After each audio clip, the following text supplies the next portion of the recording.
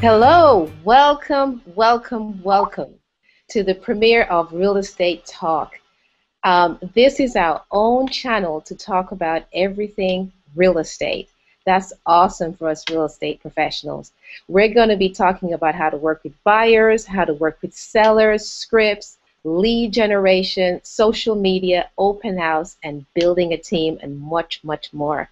But today, we're going to be talking about a very important subject, and that is the seven-figure niche market in real estate. That's right, you heard it, the seven-figure niche market in real estate. But before I get into all the juicy stuff about what it is, I know you're excited to hear all about it. I want to tell you first about who I am. I am Lorraine Santarosa. I'm a real estate professional here in San Diego. I specialize in helping active duty military and veterans buy and sell homes. I was a Navy spouse for 20 years, so I know firsthand the experiences of moving from one duty station to the next. I know all about the long deployments. I know all about feeling like you're a single parent, because really that's what the life was about mostly. And I hear it often said that the job of a spouse is the toughest job there is in the military. And for those of you who are spouses, know that is definitely the truth. But I really want to share with you how I got into the real estate business. And that is based on my own home buying experience way back in the early 90s, when then my ex-husband and I wanted to buy our first home not long after we got married in Jacksonville, Florida, and use his VA benefit. The agent that we worked with had no clue about the VA home loan process. In fact, we were left looking up all the information ourselves on the process as we went along. In fact, I believe the agent was a little concerned, to be honest with you, as to whether or not we would even close the deal with the VA home loan. And you know, to be honest, that was the rap back then. The VA home loan was known to take a long period of time and was difficult. But things have changed in today's market. Nowadays, you can close a VA home loan in 21 days or less. So I got to close my home, and I also helped other military families that I knew in Jacksonville to buy their home using the VA home loan benefit, because after all, it's the only loan, even now today, that you can get to purchase a home with zero down. So that was my experience back then, and I never forgot it. So when I came back stateside after being overseas, I started looking at a career in real estate, and I went ahead, got my license, and I've not looked back since, and that was in 2004. So I also want to share with you that I am an agent with the Keller Williams franchise here in San Diego at the Metro office. So I want to give a big shout out to all my Keller Williams listeners that are out there. And this is not to say that I am going to leave out all my other real estate fans, but I just wanted to say a big shout out to all the Keller Williams agents. I also want to share with you that I am on several boards here. I am on a board called the Veterans Association of Real Estate Professionals, VA Rep. What we do as an organization, and I serve as the government affairs officer for the local chapter. What we do is, first, we educate the real estate professional about working with the VA home buyer, and then secondly, we educate the VA home buyer about the benefits of the VA home loan. And if you've ever worked with a veteran or active duty person, you know most of them have no clue what the VA home loan is about, or even the process. So those are the key things that we do with the VA Rep organization. I'm also a member of NAREB, the National Association of Real Estate Brokers. And if you're listening and you're a part of NAREB, a big shout out to you as well. I'm the local chapter here in San Diego of NAREB. I am the legislative chair. And the other board that I sit on is the Black American Political Association of California. I also want to share that I have positioned myself as a local expert, not only in my office, not only in San Diego, but nationwide, and even overseas, because a lot of veterans are stationed overseas as well. And so I get referrals from all around the country. I also want to share that I am featured in the latest NAR certification. That's the National Association of Real Estate Realtors. Their newest certification is the military certification. It's called MRP, Military Relocation Professional. And you can find me there. There's a one-page article that talks about me and my services to the veteran community. And I get calls from around the country from agents who take that certification, call me up, and they usually have a lot of questions about how to get into the market and so forth. And I do my best always to answer. The other key thing I want to share as well about my career in real estate is in 2012, after experiencing a number of deals fall through due to the VA appraisals taking time and not coming in right and so forth, I decided to make a change. So I went to my local congressman, then Bob Filner, who later became the mayor for a few minutes here in San Diego. He assisted me with shortening the VA appraisal guidelines from 10 business days to 7. That was huge here in the Phoenix region, which includes San Diego. And I still hear today from mortgage professionals that that's made a huge difference in the process. And now it's also contributed to us being able to close loans in 21 days or less. So with that said, enough of me and what I do. Let's go back to what I mentioned earlier, and that is, what is that 7-figure niche market that you can tap into and really grow your business? Well, I decided to share my background, my experience and wherewithal in working with veterans and use it as an opportunity to share with other real estate agents. So today, if you're listening to me, you're going to hear a major, major, major announcement. I am going to, are you ready for this? I am going to launch today my military certification. That's right, my own military certification. It's called Agents for Veterans. And if you're listening to this, you're the first person to even hear about it. You're the first person that's going to have the opportunity to sign up for it, take advantage of all the tools that there are available, and tap into the real estate market, the 7-figure niche market. That's going to enable you to be an expert, to position yourself, to earn more income. So you've heard the big announcement, and like I said, it is big. Now you're probably thinking, Lorraine, that's all good, but how does that really benefit me as a real estate agent? I'm here in Texas. I'm here in Baltimore. How does that really help me, or Jacksonville, listening to this? Well, it's for the agent that is already aware of the veteran market or the military market and has been trying to tap into that market with using various conventional methods like running ads, putting up flyers, calling other agents, doing door knocking, cold calling, and farming. But with all that, really not much results, because listen, I get all these calls from other agents around the country. Lorraine, how do I tap into the market? I've tried this, I've tried that, and I tell them so. This military certification, Agents for Veterans, is going to really help you with that. Then, you probably heard this from Shay Brown. He talks about it a lot. You already know, if there's no leads, you have no hope. No leads, no hope.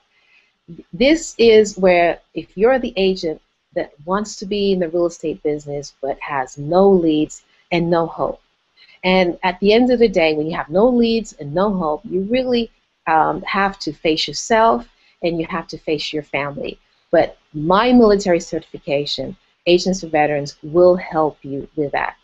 And then there's the agent who has no certification, no experience in working with military family, but they're also not sure how to even go about it. How do we start? What method do we use? Well, I share all of that in my military certification, Agents for Veterans. Then there are those agents who keep trying different things. And I know you've all seen those agents. They start out with one idea today, they run with it, it doesn't work. Tomorrow they start another idea. And quite frankly, they throw a lot of things at the wall, it doesn't stick. And so all that excitement that they started out with in the morning ends by night. And because they don't get results. My military certification will help you with that. Then we all know these agents, the agents that spend so much time volunteering and not producing. They're always at a meeting, they're always on a conference call, they're always at a conference, doing this, doing that, but not really paying attention to their business. But my certification will help that agent, if you're listening, to get back on track and focus on your business. Then there are those agents who don't have listings at all.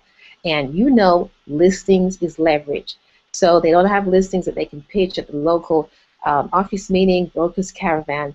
And they really don't know what having a listing is like and getting buyers to call on that sign, because that's the low-hanging fruit when you have listings. As they say, listings is leverage. My certification, military certification, Agents for Veterans, will help you with that. And you know, there are agents who are not productive at all, just outright not productive. And, you know, time is money. As you know, the most successful agents are the ones that are productive. So, again, my certification, Agents for Veterans, will help you with that. Then there are those agents, no matter what they do, they just can't hit their goals.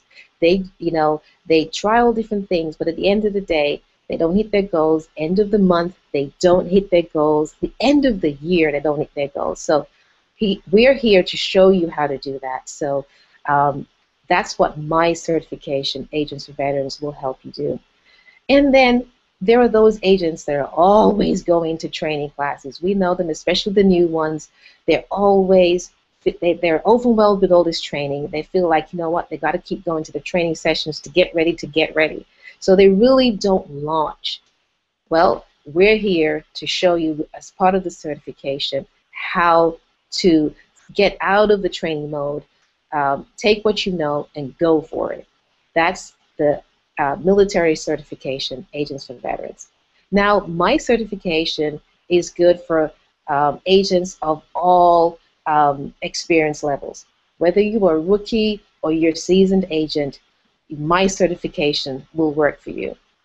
So here's all the different ways, if you're listening as an agent, that this certification can help you, or perhaps you can relate to some of these.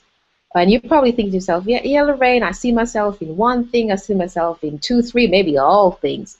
Oh boy. But, you know, you see yourself here and you go, okay, I get it, but what are the true benefits of signing up for Agents for Veterans? Well, I'm going to spend these last few minutes sharing these 3 key benefits of signing up for my own certification, Agents for Veterans. The first one is you're going to be tapping into a niche market of 22 million veterans. Now, of that 22 million veterans, there are only 1.9 million active VA loans. So let me repeat that. 22 million veterans nationwide, only 1.9 of those have active VA home loans right now. So you do the math. It's overwhelming. There's so much business out there. That's why we called it the 7-figure niche market. And so that's one of the key things that my certification, Agents for Veterans, will do. The other thing is, as I've explained, it is a certification on how you can service the military market. Yes, there are other certifications out there, and I've just shared with you that I'm a part of the NAR certification.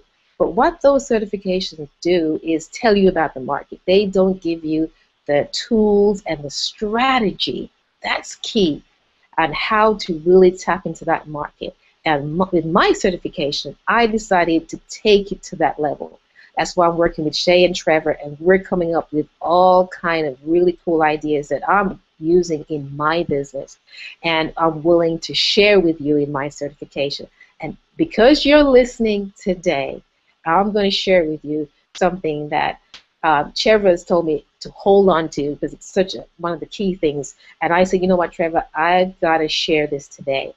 And that is, if you're an agent out there and you've done an open house, I'm sure most of you have, and that home buyer comes through and they're all excited. They love the house. They love the bedrooms, the feel. They see themselves in it. And you know, at a traditional open house today, most agents, they hand the flyer, right? The flyer that lists the property's description, information, and there's a little bit of branding on you there with your phone number. And you know, that client takes the piece of paper, get in the car, they may not even know where they put it, they could have lost it, you know. But you know, that's the traditional way. What we're working on, imagine this for a minute.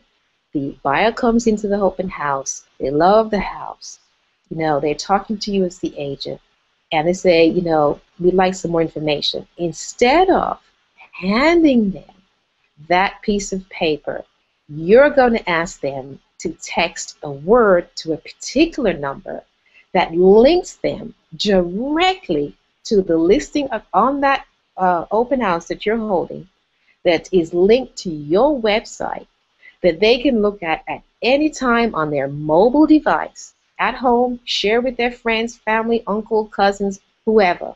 But you know, they've got that information right there, and you know, if you've listened to Trevor, most people are using their handheld devices now. But here's the bonus to that. You would have captured their information. Let me say that again. You would have captured their information so that you can convert them into buyers.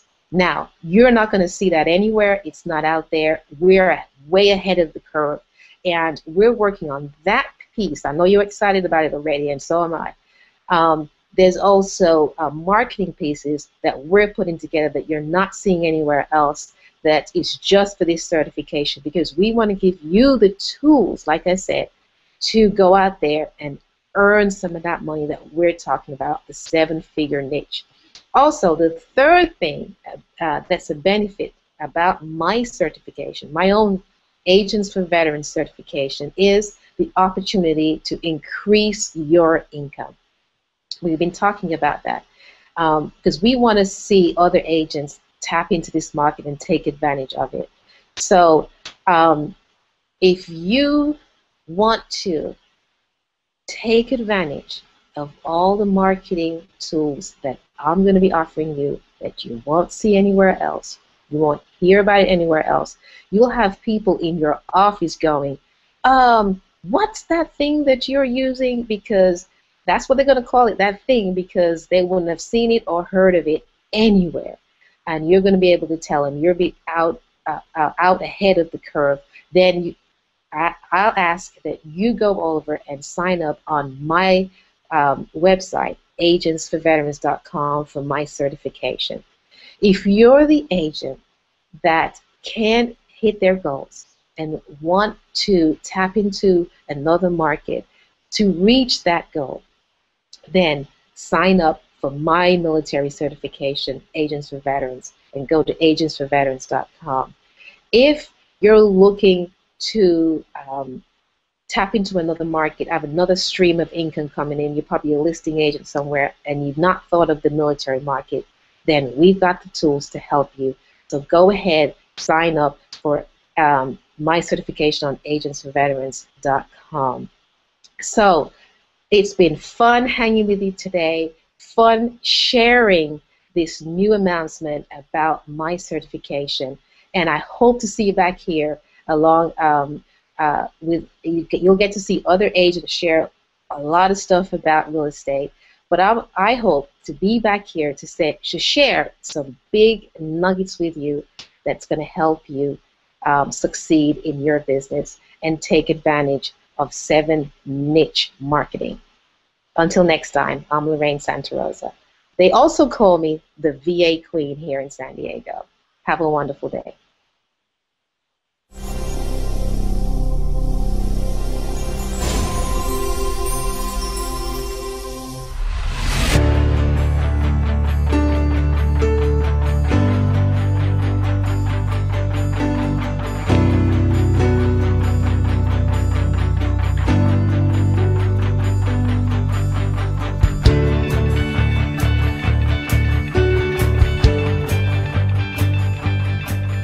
Hello, everybody. I am Barrett Matthews of E2E Systems. I am pleased as punch to be here today. I am glad to talk to you all about action and productivity. You see, I have a company called E2E Systems. What does E2E Systems mean? E2E means employee to entrepreneur. We started this company so that we can help you all become entrepreneurs because I firmly believe that everyone has the capability, and some of you have a good, strong desire to be entrepreneurs. Well, I want to share a little bit with you today about what we do here and what I can do for you and how I got to this point. So what I want to do is share this with you right here. This is me. I'm Barrett Matthews. As I said, I'm a speaker. As many of you know, many of you have heard me speak before. I have spoken to hundreds and thousands of people before about what we believe at E2E Systems, being that you all can be entrepreneurs and we can show you how to get there and we help you to get there and overcome that mindset that keeps you locked in that employee mindset. We want to break you of those chains and get you where you want to be. That's what we do at E2E Systems, because I don't think any of you want to stay in that rut that you're in. We want to help you get out of that. Also, I'm an author. I wrote the book called Why Didn't You Get It Done? That's right. Why didn't you get it done? I know some of you will feel your toes being stepped on as I say those words. Well, what that book does is it helps you get off your assets. As a matter of fact, the subtitle is a guide to helping you get off your assets, because many of you ask yourself sometimes on a weekly, monthly, I hope it's not daily, but you ask yourself all the time, why didn't I do that? Why didn't I get it done? I wish I had done that. Someone else did it and I didn't do it. You have to stop asking yourself that, and you have to take action and make those things happen for yourselves, for your family, for your community, those people who depend on you, those people who know that you have something inside you. You have to dig deep within you and pull that out. Well, this book that I wrote, Why Didn't You Get It Done, can help you to do that. I am also a coach. I coach people in becoming entrepreneurs. I also coach those of you who are entrepreneurs to get your business to that level that you know it needs to get to. Some of you are struggling. Some of you need to go to that upper echelon, but you just don't know how. You have a little fear. You don't have what it takes to get there right now, but you know someone can help you if they just give you a little bit of push. Well, that's what we do at E2E Systems. So hopefully we can help you get there. Our company, as I said, is designed to take you from employee to entrepreneur. Our motto is moving you from working for a living to living your dreams.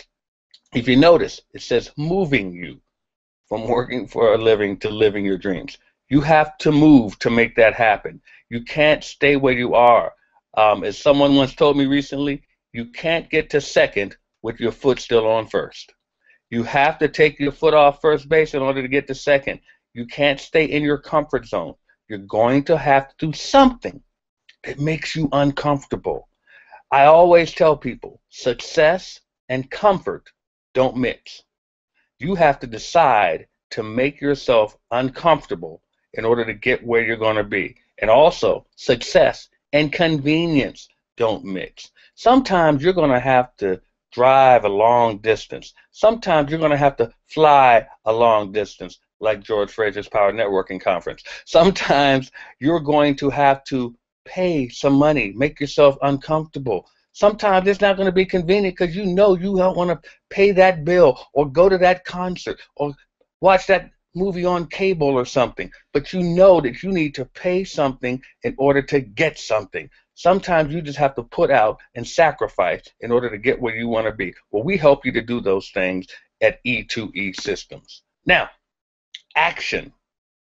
Action is one of the things I talk about all the time. A lot of people call me the action guy because I'm always talking about people taking action. As a matter of fact, my credo to people, I always say, take action. Well, action doesn't just get you anywhere by itself. You have to have some productivity. You have to have a goal in mind when you're doing that action. If you're just acting with nowhere in sight, you're just going to be running around like a chicken with his head cut off. And if you notice, a chicken with his head cut off is still being very active. It's running around with no direction. Some of you are running your businesses like that. Some of you are running your life like that. Well, the thing is, you have to set a goal. You have to write it down. You have to put it somewhere where you can see it. You have to repeat that goal to yourself. And don't be afraid to tell other people what your goal is. Have someone to hold you accountable to make sure you're productive in getting where you want to go. So once you have that action and you pair it with the productivity, you can start to see success. Now, let's talk about success for a minute. You want to get to where you feel that goal has been achieved. That's wonderful. That can be considered success. To some of you, success is just moving in the right direction. And guess what? That can be considered a level of success. But once you reach success, and this is where it gets deep, you have to get to be one of those people that moves from success to significance. You see, a lot of us out there are living our lives thinking that we're successful. We may have the financial status. We may have the property status. We may have the name recognition status. But are you being significant? Is someone else's life changed because of what you have done to help them? You may not have had to do it directly. It may be indirectly. You may have started something that moved someone into doing something later on in their life, and you may not have ever even met them. But is your life significant? When you leave this earth, is someone going to say that you were successful in making money and reaching goals and dreams that you set? Or is someone going to say that person made a difference? Where will you be?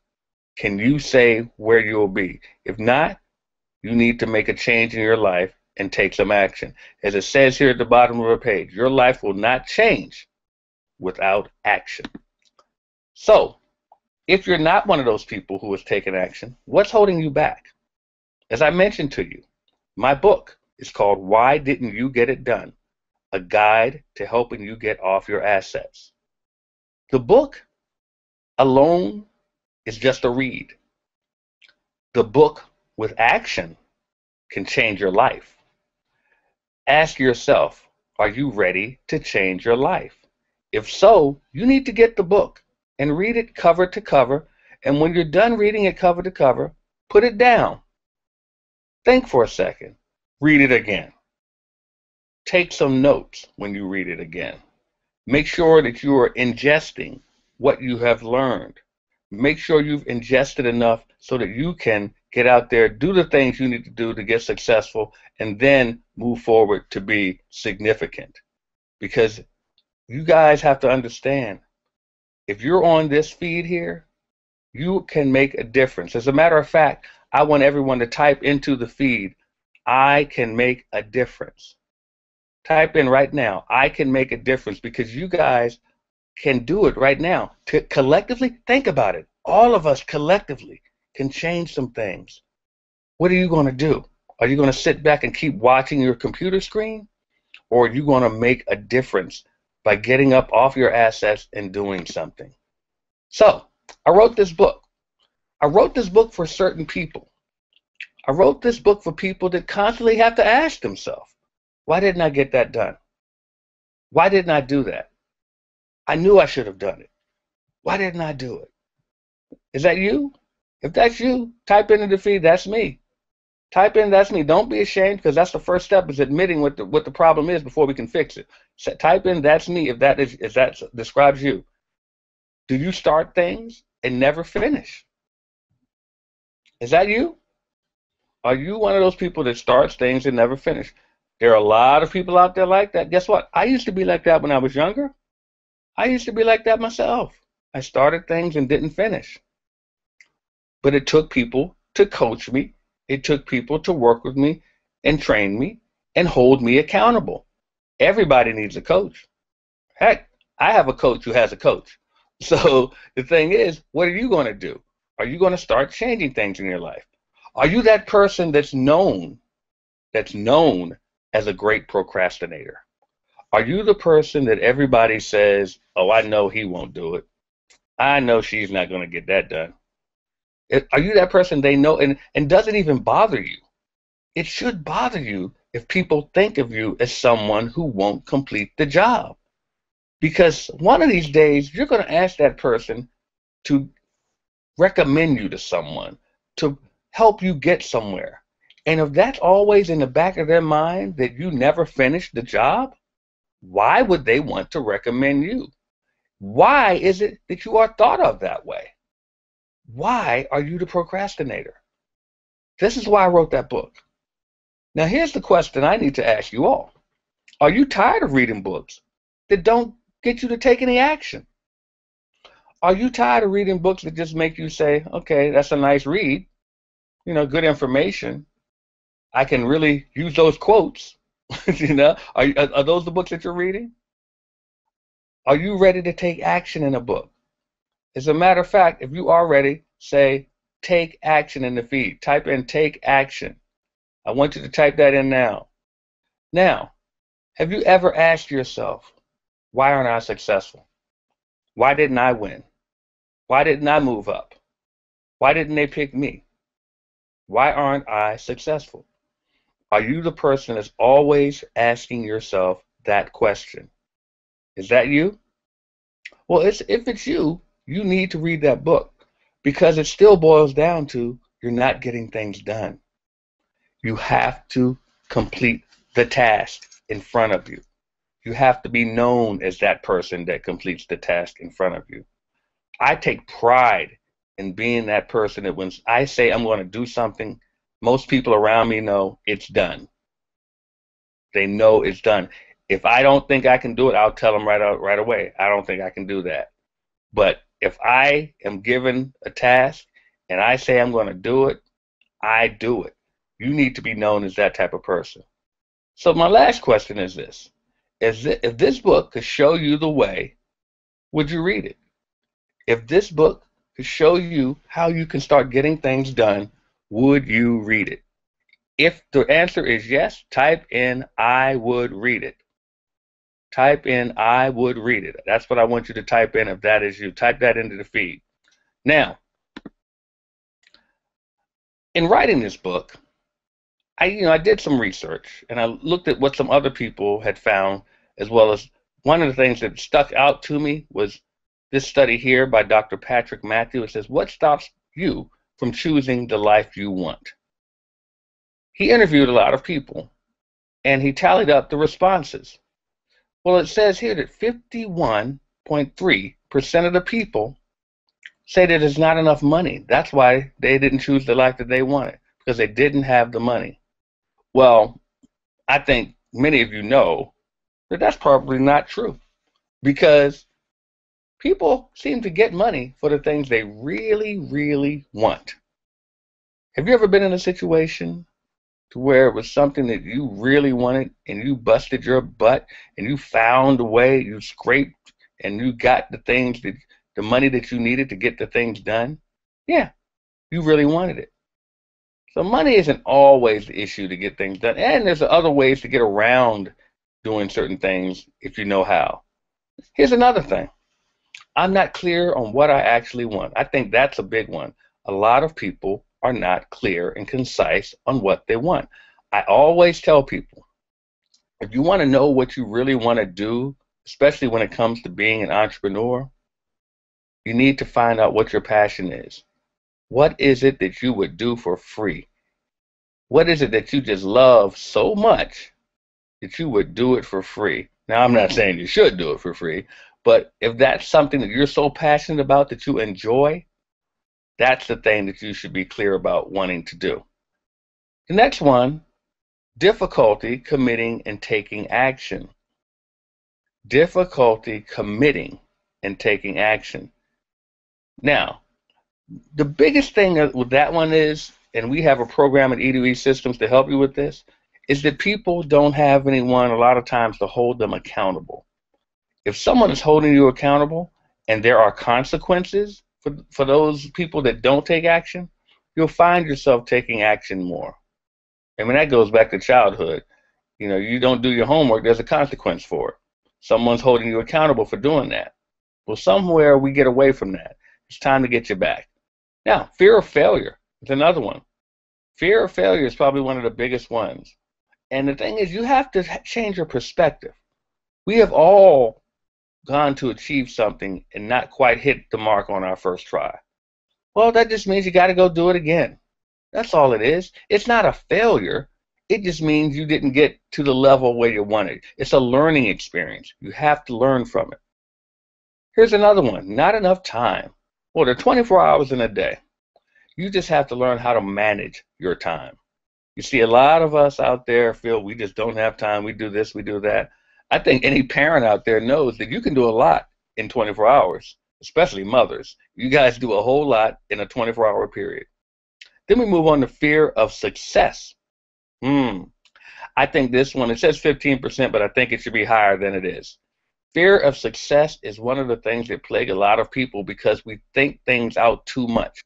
We think, well, what if this happens and I don't know how to handle all the success that comes my way, all this money, all these people are going to want something from me. Whoa, whoa, whoa, whoa, whoa. Hold your horses. You ain't there yet. You're not there yet. Worry about that problem when it comes. And I guarantee if you work to get to that level and you work really hard and you start seeing the success, usually success doesn't come, bam, you hit with a lot of success. It comes gradually and you grow into it. When you're growing into it, you also grow with the knowledge of how to handle success. So don't be afraid of that. Now, lack of support from others.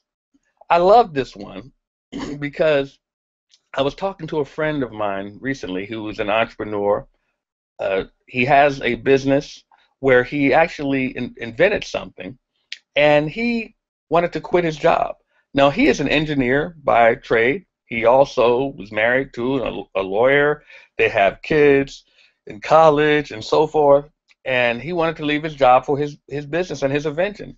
Well, I think you can imagine what his wife was saying to that. She didn't want him to do that, but he said, and this is what he told me, it's his dream.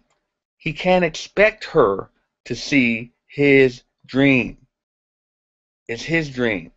So he knew that he had to make things happen and let her see the results. Well, what has happened is it's become successful to the point where he's had to get bigger facilities, hire a staff of people. Now his business is, now, don't get me wrong, he's working, but it's running at a level that his wife has to respect it, and she supports him with it. So don't worry about support from others. You create that support. The last one here, limits placed on me by others. Now, I certainly dismiss this one because limits are never placed on you by others. The limits are only placed on you by yourself because you are the one who can dictate what happens and what doesn't happen. Only you. Now, if you think that you suffer from any of these issues, any of these problems, I urge you to get the book, Why Didn't You Get It Done? And I'll tell you how you can get it in a little while. You need to get the book. You need to read the book. You need to tell others to read the book. I've had other people read this book and tell me how it helped them to change their lives, their situations, and to make them do things. I've had people read the first chapter and tell them it made their whole day change just from reading the first chapter. You need to get the book. Now, does entrepreneurship scare you? You see, a lot of you out there want to be entrepreneurs. You say you want to be entrepreneurs. You tell everyone else, I want to leave my job. I want to start my own business. Some of you have even started your business and then it stops. Well, you need to change that. You need to get it back in gear and put the pedal down and go. You see, the thing is about being an entrepreneur, you can't go halfway. That doesn't mean you can't start part-time, but you can't go halfway doing it because you're scared. Don't go part-time because you're scared. Go part-time because you're smart until you get things going and you're planning on leaving your job. But don't go scared. As it says here, a graveyard for a dreamer. You see all those cubicles? How many of you work in a situation that looks like that where you got a bunch of cubicles around you?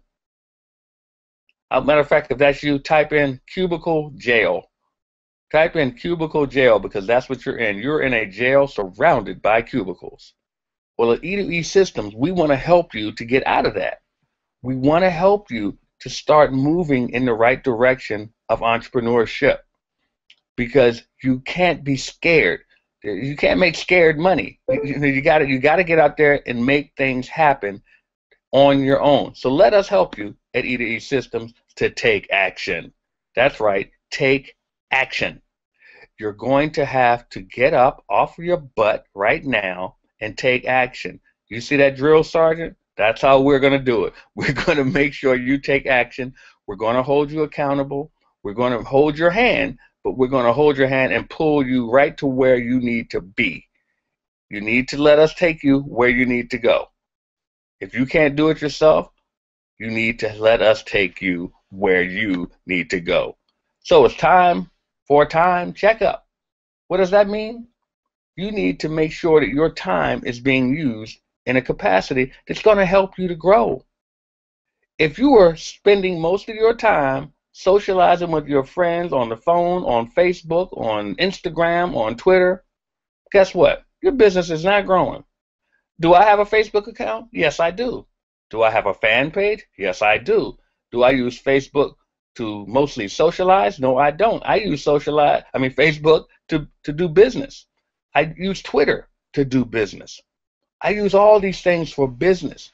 Do I use my phone to socialize a lot? Not a lot. I'm usually on my phone talking business because I know that I need to get things in place so that I don't have to work for 40 years like a lot of people out there. I don't want to live the rut of life, so I need to make sure my time is used in a way that will benefit me so that I can benefit others. How is your time being used? I want you to type into the feed time checkup.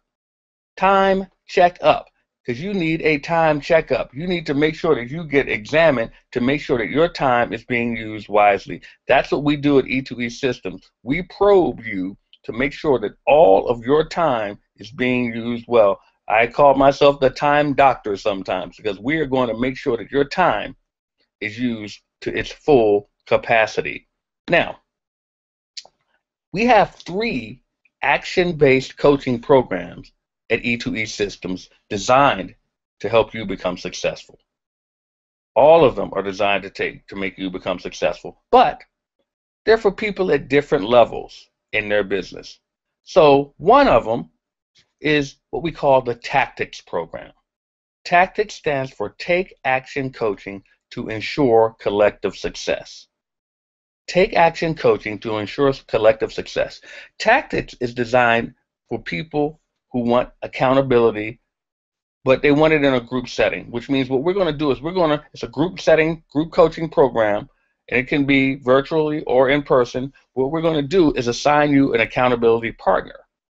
That partner is going to make sure you're successful. You're going to make sure they're successful. You're going to hold on to each other to make sure that you both get things going. That's the Tactics program. It's a great program. We created it at E2E Systems, and I think you'd love it. Next is the Genesis program. Genesis stands for Getting Each New Entrepreneur Started Initiates Success. We need to get you started. It's a one-on-one coaching program that helps every new entrepreneur become successful. We meet you where you are, and we help you to get to where you need to be as a successful entrepreneur. Then we have the BOSS program. BOSS stands for Business Owner Success System. The BOSS program is a very unique coaching program. It has a 10-point success plan. What's so unique about it? Well, the BOSS program actually helps you to build a team of people to help your business become successful. What do I mean by that? Well, everybody in business needs an accountant. You need someone to help you with legal matters. You need someone to help you with marketing, branding, strategy, communicating with people. Well, that's what the BOSS system does. BOSS system does that. It gets you in touch with people where you're going to be able to be coached by these people who will help put you in a position of success for your business. You actually have a team of people that we're going to help you to get in place for your business. Isn't that wonderful? I think it is. I think everyone would love that. Now, would you like for us to do a probe for you? What we're going to do is offer you today a free probe. That's right. You're going to get a probe for your business. I want you to dial in, text the word, text the word probe to 929-244-4323. That's 929-244-4323, or that's 4E2E. What that probe is going to do, it's going to tell you how you're spending your time, and then we're going to let you know what you need to do to change that. Now, if you are one of those people who doesn't want to change, don't text that word probe in. If you want to change, text the word probe to 929-244-4323, and we are going to help you change at E2E Systems to make sure your business is a success and to make sure you are a success. So if you want your personal productivity probe, make sure you text that word in. So how do you get in touch with us at E2E Systems? Well, you can call us 877-443-4477. That's 877-443-4477. As it says here, get started now. Don't procrastinate. Don't ask yourself, why didn't I get it done? I don't want to have to ask you, why didn't you get it done? You need to get started now. We can help you to do that. That's our job here at E2E Systems, to help you get those things done. We want to help you.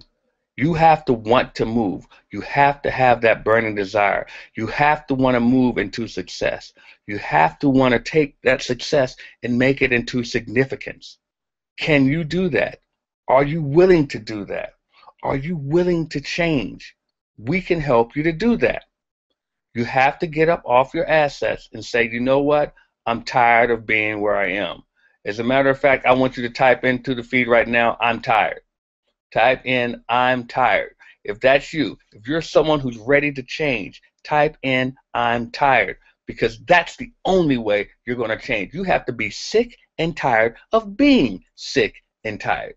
If you're not at that level yet, you're going to stay where you are. You're going to stay in what I call the rut of life. What's the rut of life?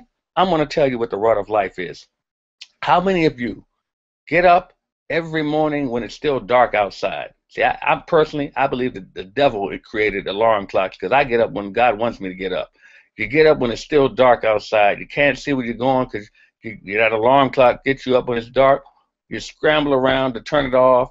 Then you go into the kitchen, you drink your morning cup of nerves, that caffeine, get it in your system. You go out and start your car up, and God knows you hope it's not wintertime, because you have to start it up and run back inside to try to get warm again, hoping the car will warm up. Then you run back outside and go chase taillights. You chase taillights down the street, sucking in exhaust fumes, so you can go work at a place that you can't stand.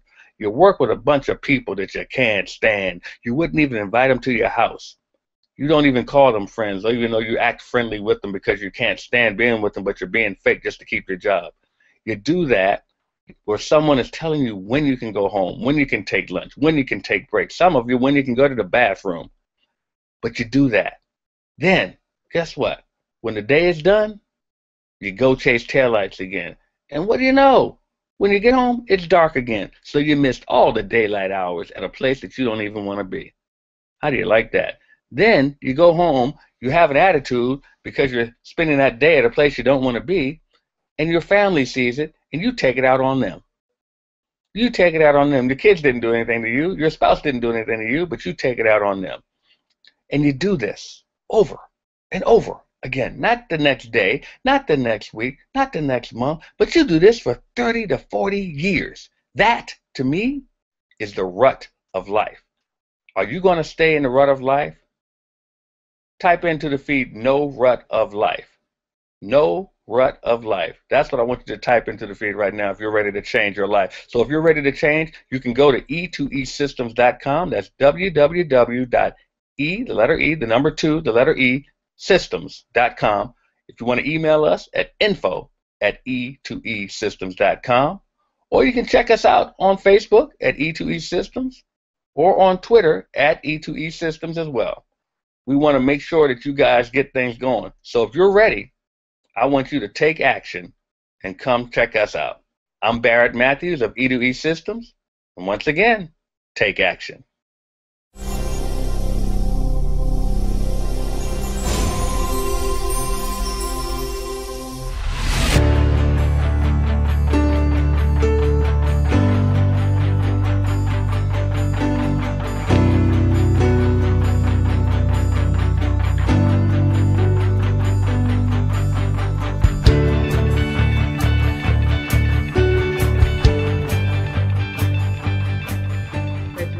Again, I am so excited to have the opportunity to be with you this morning.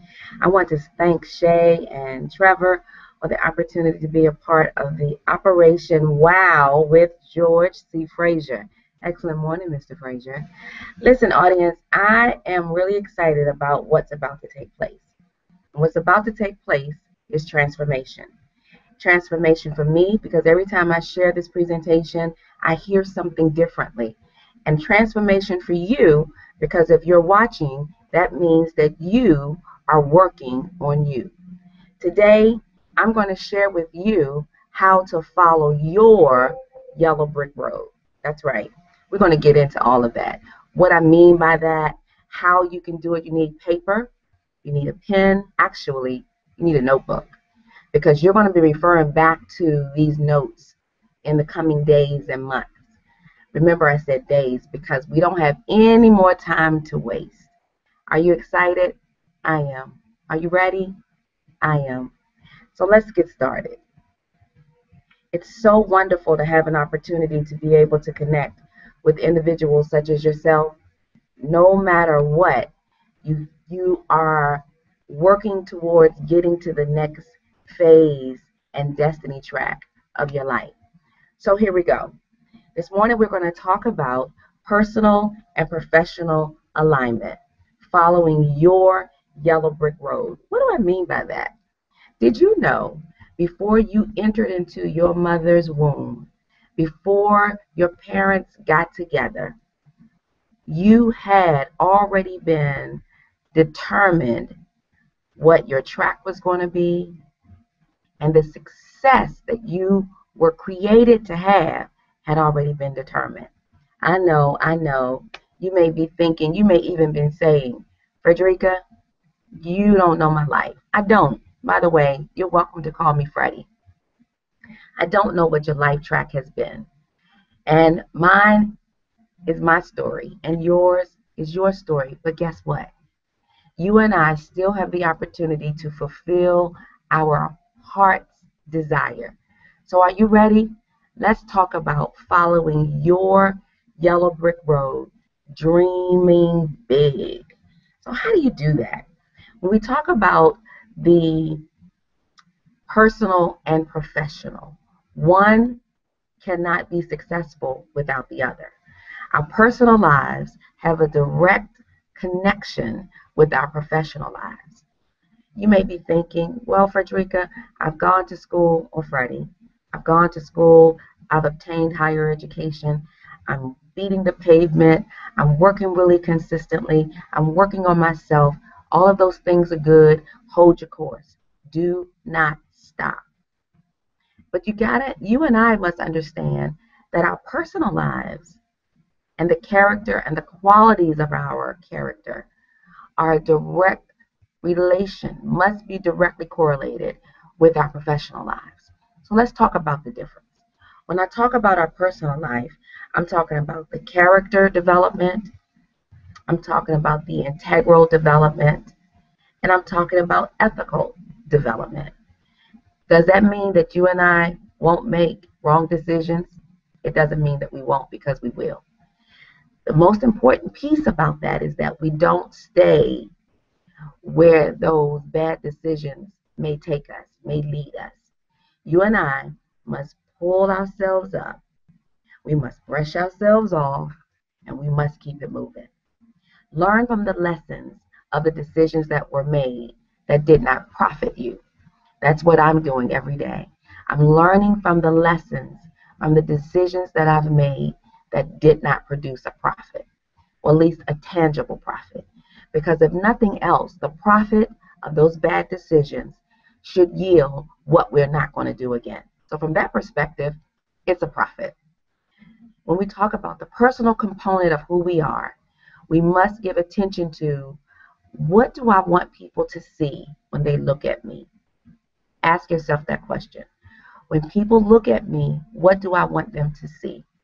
Do I want them to see the person who has a lot of energy, who has a lot of drive, who has presence, who has character, who will do the right thing whether someone sees them or not, who has fortitude, who has the wherewithal not to give up?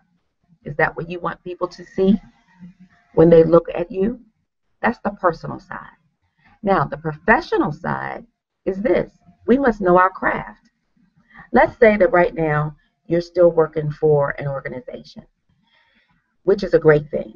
Everyone who has employment today is a blessed person. So let's say that, but you have dreams and goals and aspirations to be an employer yourself. So what's most important is that where you are right now, you are effective in establishing an exceptional craft. That's right. You want to make sure that the skill sets that you need to be effective where you are right now are always being sharpened. Do you remember? I know I'm dating myself, but when you and I were in elementary school, those were baby boomers, and we raised our hand to go to the Pilsner sharpener.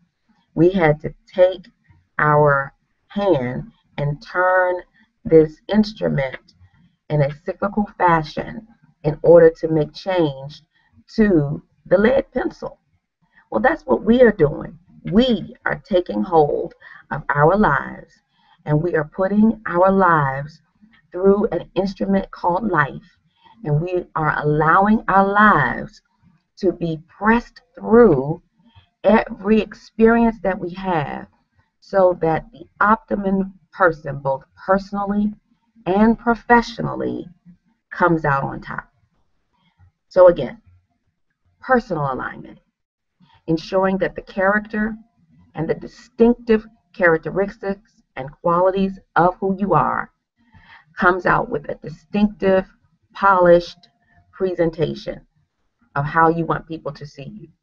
From a professional perspective, you and I want to make sure that our craft is simply unique and that it is progressive and that it is today. We don't want our craft for 2014 to reflect 1995. That won't be good. Our craft must reflect the 21st century, 2014. We must put ourselves in the company of the George Frasers. We must put ourselves in the company of the Shays and the Trevors, and put your name in there. People must put themselves in the company of, say your name. That's right. People must put themselves in the company of Frederica. Why? Because we are consistent and we are purposeful in building and developing our personal and professional lives. Now, alignment, what does that mean? It means that you and I must position ourselves in agreement.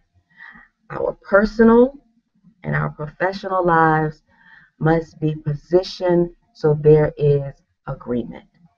You and I never want our talents, we never want our crafts, our skills to take us where our character can't keep us. Everybody's with me? All right, excellent. Let's keep going. Now, how to balance both the personal and the professional life. You see here this image that says it's an element of wellness. Well, there are facets of life that we must be mindful of, that we must be knowledgeable of, and that we must incorporate in our lives to show balance. As you see it in the presentation, that we're talking about environment. Are you environmentally friendly? Are you environmentally educated, environmentally aware as it relates to your craft, your skill, your profession?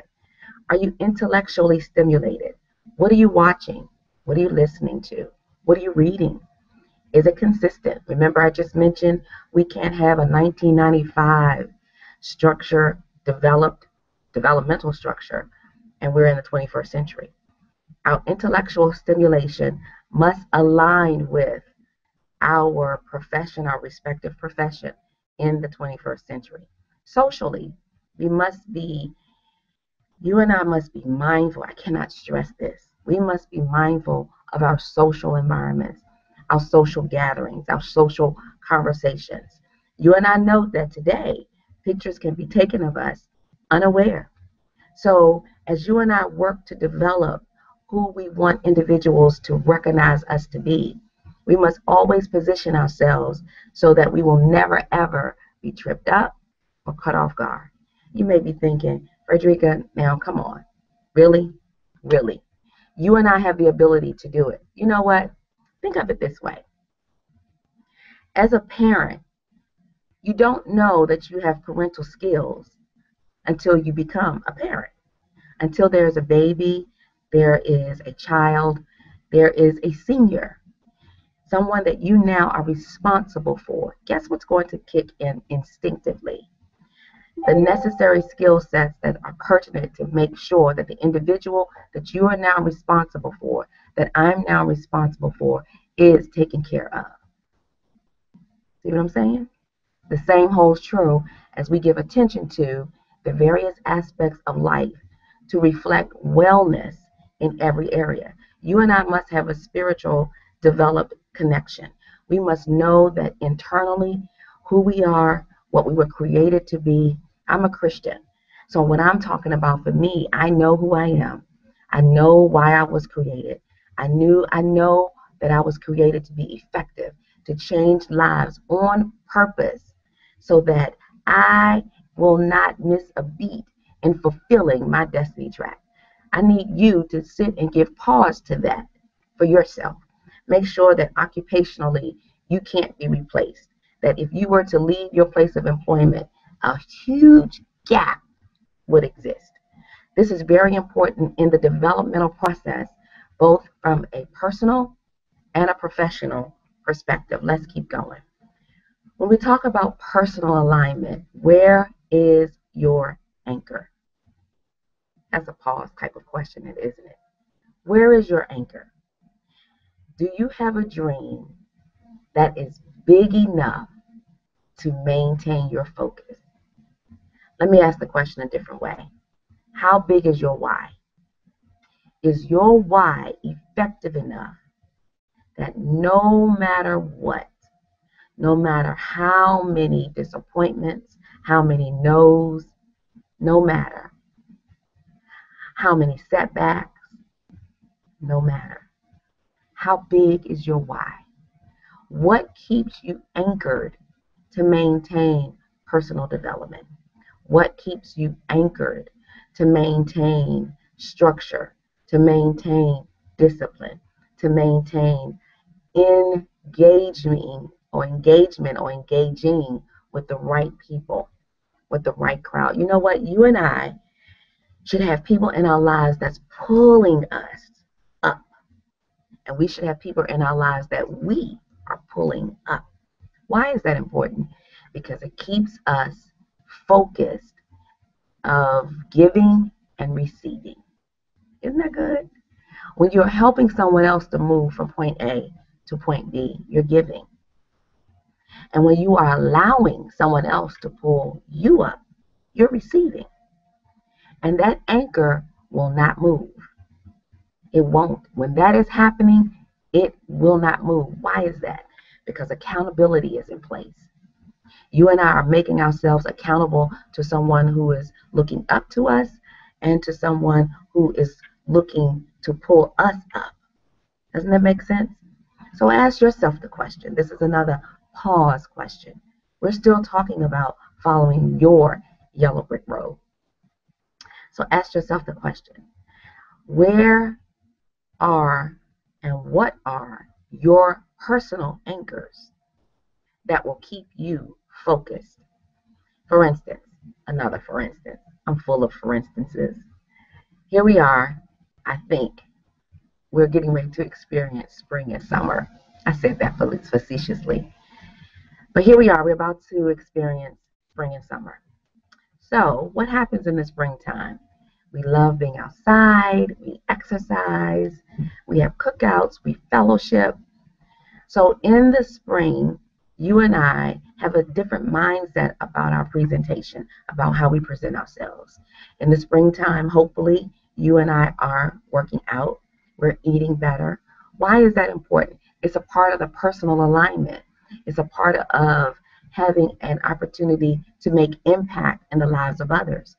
For you see, everything that you and I do moving forward in order to be successful in fulfilling our yellow brick road has to be mindful of knowing that others are watching, others are depending on us, others are listening, others are watching long and hard enough to determine if that is someone, if you are the person that they are mimicking. Make sense? Excellent. So again, ask yourself, what are your personal anchors? Is it faith? Is it your dreams? Are they your dreams? Are they your family members? Is it your heritage? Is it your culture? Is it your friends? Is it your children? What keeps you in maintaining personal development? How big is your why? Let's keep going. Now, from a professional perspective, you and I just mentioned this, we must have mentors. You may be thinking, Freddie, to have a mentor, I have to be vulnerable. Exactly. That's correct. You have to have someone in your life that you trust and that you know they're not going to mislead you. They're going to push you. They're going to make you get beyond that place of average, get beyond that place of excuses, get beyond that place of procrastination, get beyond that place of not having personal motivation. That's what a mentor is going to do. They're going to make you move from where you are now. Let me put a pause here. They can't make you do anything. Nobody can make adults do anything. But they're going to be really intense because you went to them. You identified them. So they're going to be really intense in helping you to get to where you said you want to go. You need to connect with associations of your profession. Again, if you're currently an employee, you need to be making yourself as available as possible, in the workplace to build and to grow and to develop your skills. Connect with individuals, identify individuals in the workplace who are in the profession that you're in, but who have exceeded beyond where you are and where you want to go. That person is going to give you insight from a perspective perhaps you've not even considered. And that person is going to cause a thought process like none other for you that will cause you to think of some things, purchase some books, ask some questions, develop some questions. You see where I'm going? Make you consider, maybe I should go take a class. Maybe I should take a speaking course. Maybe I should become a part of the association of ABC. Not the network, but example, ABC. You fill in the blanks of what that association is. The goal is to ensure that as you maintain and identify your personal anchors, that you have the same exercise taking place on the professional side. What are your professional anchors? Who are your professional anchors? Are you doing your 9-to-5 ritual and getting off from work, driving home, getting home, laying your keys down, taking your shoes off, and pick up the next hat, take off the day hat? Not enough. There is so much more attached to your name and your life. So in our professional and our personal development, it's going to cause us to become efficient in our time, with our time. That's right. You may be thinking, well, Freddie, what does time management have to do with personal and professional alignment? Everything. Everything. For you see, You and I have to be effective in planning and connecting with the other associations that you are identifying right now that you need to be a part of. You're going to think about perhaps some people who you've been watching afar off and how it appears to you that their life is just moving. And if you pursue to have a conversation with one of them, at least one of them, what you're going to hear are results of time management. You're going to hear how they're getting a lot of things done within the exact same amount of time that you and I are given every day. Each of us have 24 hours a day to work with. We each have to decide, how efficient am I in those areas? We need to identify, I'm efficient in this area, I'm efficient in this area, I'm efficient in this area. However, I need to make some adjustments in these areas and then put it all together so that as we begin the process of unfolding, like peeling back an onion, without the tears, of course. Well, we'll talk about that in a minute. But peeling back those onions to getting to those places that we really need to make adjustments in order to obtain and maintain success. So let's keep going. So here we are. Do you remember The Wizard of Oz? Of course you do. Well, Dorothy was so excited that she was told if she got on the yellow brick road, her yellow brick road, that she would get back to Kansas. So at this juncture, the yellow brick road looks pretty good, don't you think? Okay, so she has the basket, she has Toto, she has the red shoes. So there's support, there's familiarity, there is comfort. Everything seems to be working. Everything seems to be going along just fine. And then, now, the real work begins. As you can see, she's on the yellow brick road. You and I really are on our yellow brick road. But it doesn't always stay or look or appear to be so nice and neatly reflected, does it? Then life happens. Life happens. And when life happens, in some instances, we want to backpedal. But remember, I asked you, how big is your why? Your why and my why has to be bigger than what life presents. As you can see in this picture, the yellow brick road is still visible, but it's been flooded. And some of the bricks have been flooded. And they've been detached from that beautiful former picture of the yellow brick road. But let me ask you this question. Just because you have experienced a tragedy, perhaps, or trauma, perhaps, or death, perhaps, or loss of job, loss of your home, does that mean that you are to let go of your yellow brick road dream of a lifetime? Absolutely not. You have to decide that regardless of what life presents, regardless of what it looks like, regardless of the pain, the disappointment, the tears, the frustration, the anxiety, the setback, regardless of that, your why is big enough that you are not going to be deterred from finishing your course. Did you hear what I said? I'm talking to you. You can't give up. You can't stop. You got to push beyond the flood.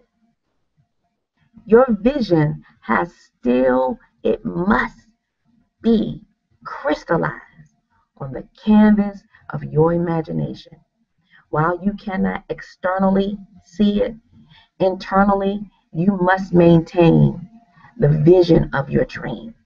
You must maintain the vision of getting to your destiny, just like Dorothy maintained of getting back home to Kansas. You must maintain of getting to your destiny no matter what. Where there's pain, if you need counsel, seek it. If you need to go to see a certified physician, seek it. You do what you need to do to address what you're currently faced with, but do not release or let go of your dream. Have you ever met someone who have experienced tragedy, setbacks, one after the other, but their countenance and their conversation was always focused on the success of getting to the place that they have dreamed about? No matter what, you need to Google successful men and women and listen to their stories. Or better yet, you need to start journaling, if you haven't, your own story. And for those who are journaling, read your own stories. Read your testimonies. Read your own success stories. Why? Because those success stories are so beneficial when you're in a place of setback. They're going to remind you of where you're going. Everybody's with me? All right, great. Let's keep it moving. Now, once you get yourself together in your head, after you've experienced that trauma, in many instances, the situation can get worse before it gets better.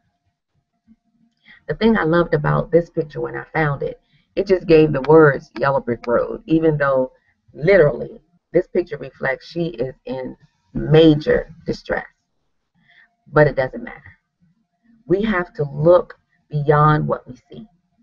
You and I've got to remember, before we were in our mom and dad's womb, not our dad's, our mom's womb, before our mom and dad got together, the destiny was already established. It was already determined.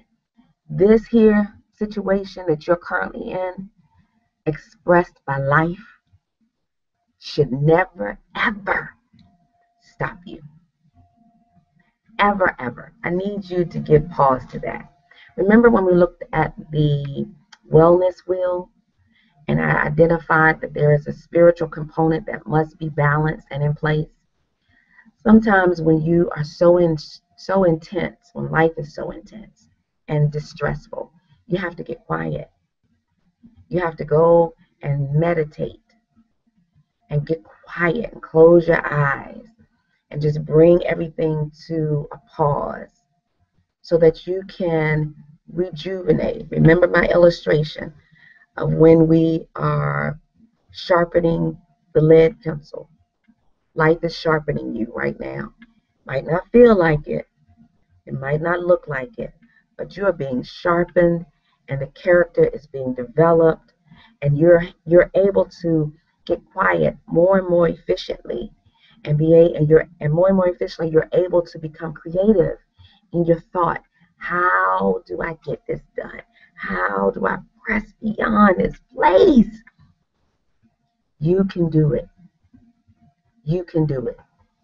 You get quiet and you pray. Ask for help. Ask Him. I refer to Him as the Lord. You may refer to Him as Jehovah. You may refer to Him as the man upstairs.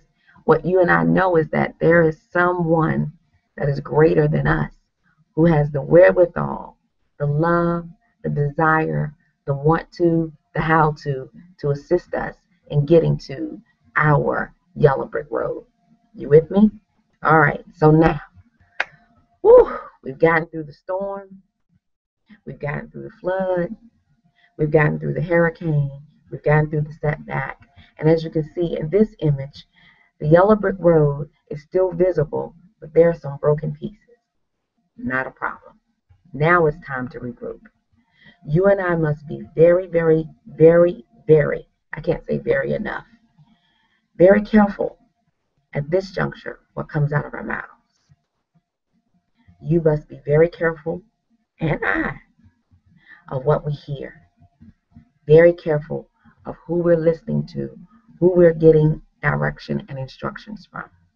Some people looking at this picture will think, oh, girl, there's too many broken pieces here. you might as well give this up. And someone else can come along and say, there are only a few broken pieces. You can work with this. Which person would you want to hear from at that moment? Even if you had no hope, when the second person walked up and said, there are only a few broken pieces here, you can do this. Their words will produce life to your need for resuscitation. Those words will resuscitate your thought process. Keep this imagery there. You're being resuscitated. They're telling you there are only a few broken pieces. You can do this. And so now it's time to regroup. Now it's time to re-strategize. Now it's time for that mentor, having those counsel conversations. How do you suggest? How do you recommend? Who do you recommend? You will be amazed by the information that you will receive just because you choose not to give up. Allow the broken pieces to become opportunities of success for you. Allow the broken pieces to bring the personal alignment and the professional alignment together and intertwine and create the bridge that is necessary to keep you on track to get to your yellow brick road. You with me? Bottom line, at this juncture, now you must stay focused. All right, here we go. So here it seems to be an image of normality. You see Dorothy? She is walking with Toto. It looks like she's got crowd support. She's no longer just by herself. But if you recognize that there is now a red brick road. Be careful that you don't embrace a counterfeit. Be very slow to speak before you listen to the entire presentation. What do you mean, Freddie? Someone can present to you a lot of bells and whistles that may suggest to get you to your yellow brick road. But you must be sure that you stay focused with the last set of instructions that you receive to maintain and to obtain your yellow brick road. Perhaps what's presented to you is not for the season or the time that you are building your yellow brick road. It may be for another time. It may be for your long-term strategic goals and plans. So be very mindful that you don't be taken off the path that you're on as you pursue to receive success and to obtain success as you walk through this process in maintaining and let's see, when I say maintaining, I'm talking about the progressiveness. Yeah, the progressiveness that you have developed up until this point. You want to maintain that progressive thinking, critical thinking, and you cannot be strategic in your thought process until you're critical in your thought process, moving with tenacity, moving with focus, moving with intention, moving with the intent to get to point B with nothing deferring, nothing interrupting your progress and process. You understand what I'm saying? So let me kind of bring it home to this juncture. Personal and professional alignment. You have your anchors in place and you've been building on them through this process. And you have your mentors and your professional connections in place. You want to maintain both through this process. Even though you're no longer underwater, even though you're able to breathe and exhale, you want to still maintain both. Because remember, you don't want talent to take you someplace that character can't keep you. So you got to make sure that both sides of this process are balanced and both sides are being oiled and both sides are being massaged and both sides are being groomed so that you don't get off and become imbalanced in this process. Make sense? Excellent. Let's keep going. Ooh, you see the sun? Do you see the sun? Do you see the structure of this yellow brick road? Do you see the green grass? Do you see the stars? Here you are. You're at a place where there is continuity of your yellow brick road.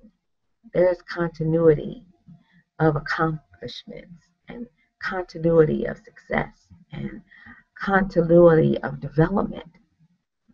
So here at this place, you have to remember how you got here, the help that you received, the spiritual development help, the intellectual assistance, the environmental, the social, the mentor, the association. You want to make sure that you remember all of the help that you received in developing your Yellow Brick Road Dream Big process that brings you to this place. You want to remember the individuals that you are pulling up, and you want to remember the individuals that are pulling you up. You want to share your processes. Don't ever have a closed hand, because actually when we are personally developing and professionally developing in the same vein, we can't have a closed hand. You won't be able to. You will want to tell others how to do this. You will want to share with others how you were successful in getting through those trenches, getting through those dark days, getting through those meager days, getting through those days where you weren't sure you were going to get through. You want to be able to share that with others. Why is that important? Because that's a part of our destiny. Our destiny was not just to reach our goals of success, but our destiny is also to bring people along with us. If you look at the George Frasers again, if you look at the Oprah Winfreys, if you look at the Bill Gates of the world, if you look at the individuals that are in your circle who you are literally watching or benefiting from, how they're just giving and pouring back information, you'll get the picture. And the big picture is successful people, one, they always leave clues, and two, they always want to bring you along. The deal is, only you and I can decide if we're ready for the ride. Because once we put our hand to the plow for this ride, if we look back, that means we're not ready. We're not fit for the ride. The ride to success is not an event. The ride to success and the ride of success is a journey. It is a journey. We're going to be taking off stuff throughout this journey with consistency. Let me give you an example. Years ago, I used to love pork. Loved it. I'm not speaking against anyone who loves it. Of course, you continue to eat it. I'm just talking about me. This was something I never, ever imagined that I would no longer enjoy. But when the time in my process, in my journey, presented itself, that it was time for me to let it go for personal development reasons, I was obedient to that process. And today I am the better for it physically, which is important to both the personal and the professional alignment in moving in this process of success. Everybody's with me. Great, so let's keep going. And everything that I've shared with you today, if you don't remember anything else, remember this. Both the personal and the professional alignment, they must be intertwined. Must. They cannot be separate and apart. They cannot be compartmentalized and we be successful. Because you want success to last forever. You don't want it to be in a moment or in a vacuum. And it may be in different shapes and sizes, success that is. However, you still want it to last. So that means that you and I must be cognizant that our personal and professional lives must blend at all times to reach success. Everybody's with me? Great. Let's keep going.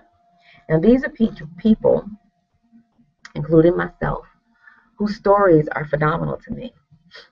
I have national and internationally known pictures here, and I have personal pictures here of people who has made impact in my life in ensuring that regardless to what drawbacks, circumstances, tragedies may be, may surface, may pop up unexpectedly, it doesn't matter. They cannot. One, they, many, cannot stop us. The tragedies cannot stop us.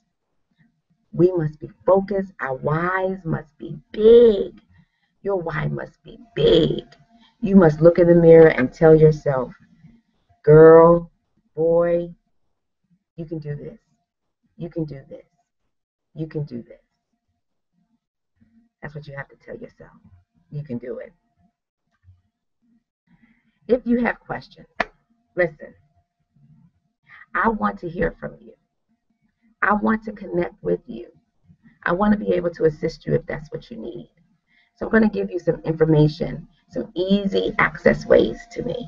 First of all, you can look me up on Facebook. I have a Facebook page, Frederica, Fredricia Cunningham, Cunegin. Or you can go to my company website, www, of course, HRMMotionLLC.com. Or you can always reach out to me at 240-838-7142. I look forward to hearing from you.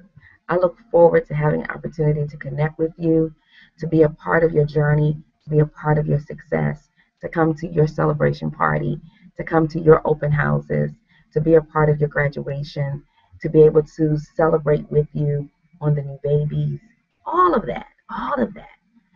Success comes in various forms, but it's still success nonetheless.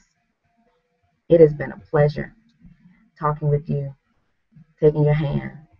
Be sure to stay on course and follow your yellow brick road. Have an outstanding day.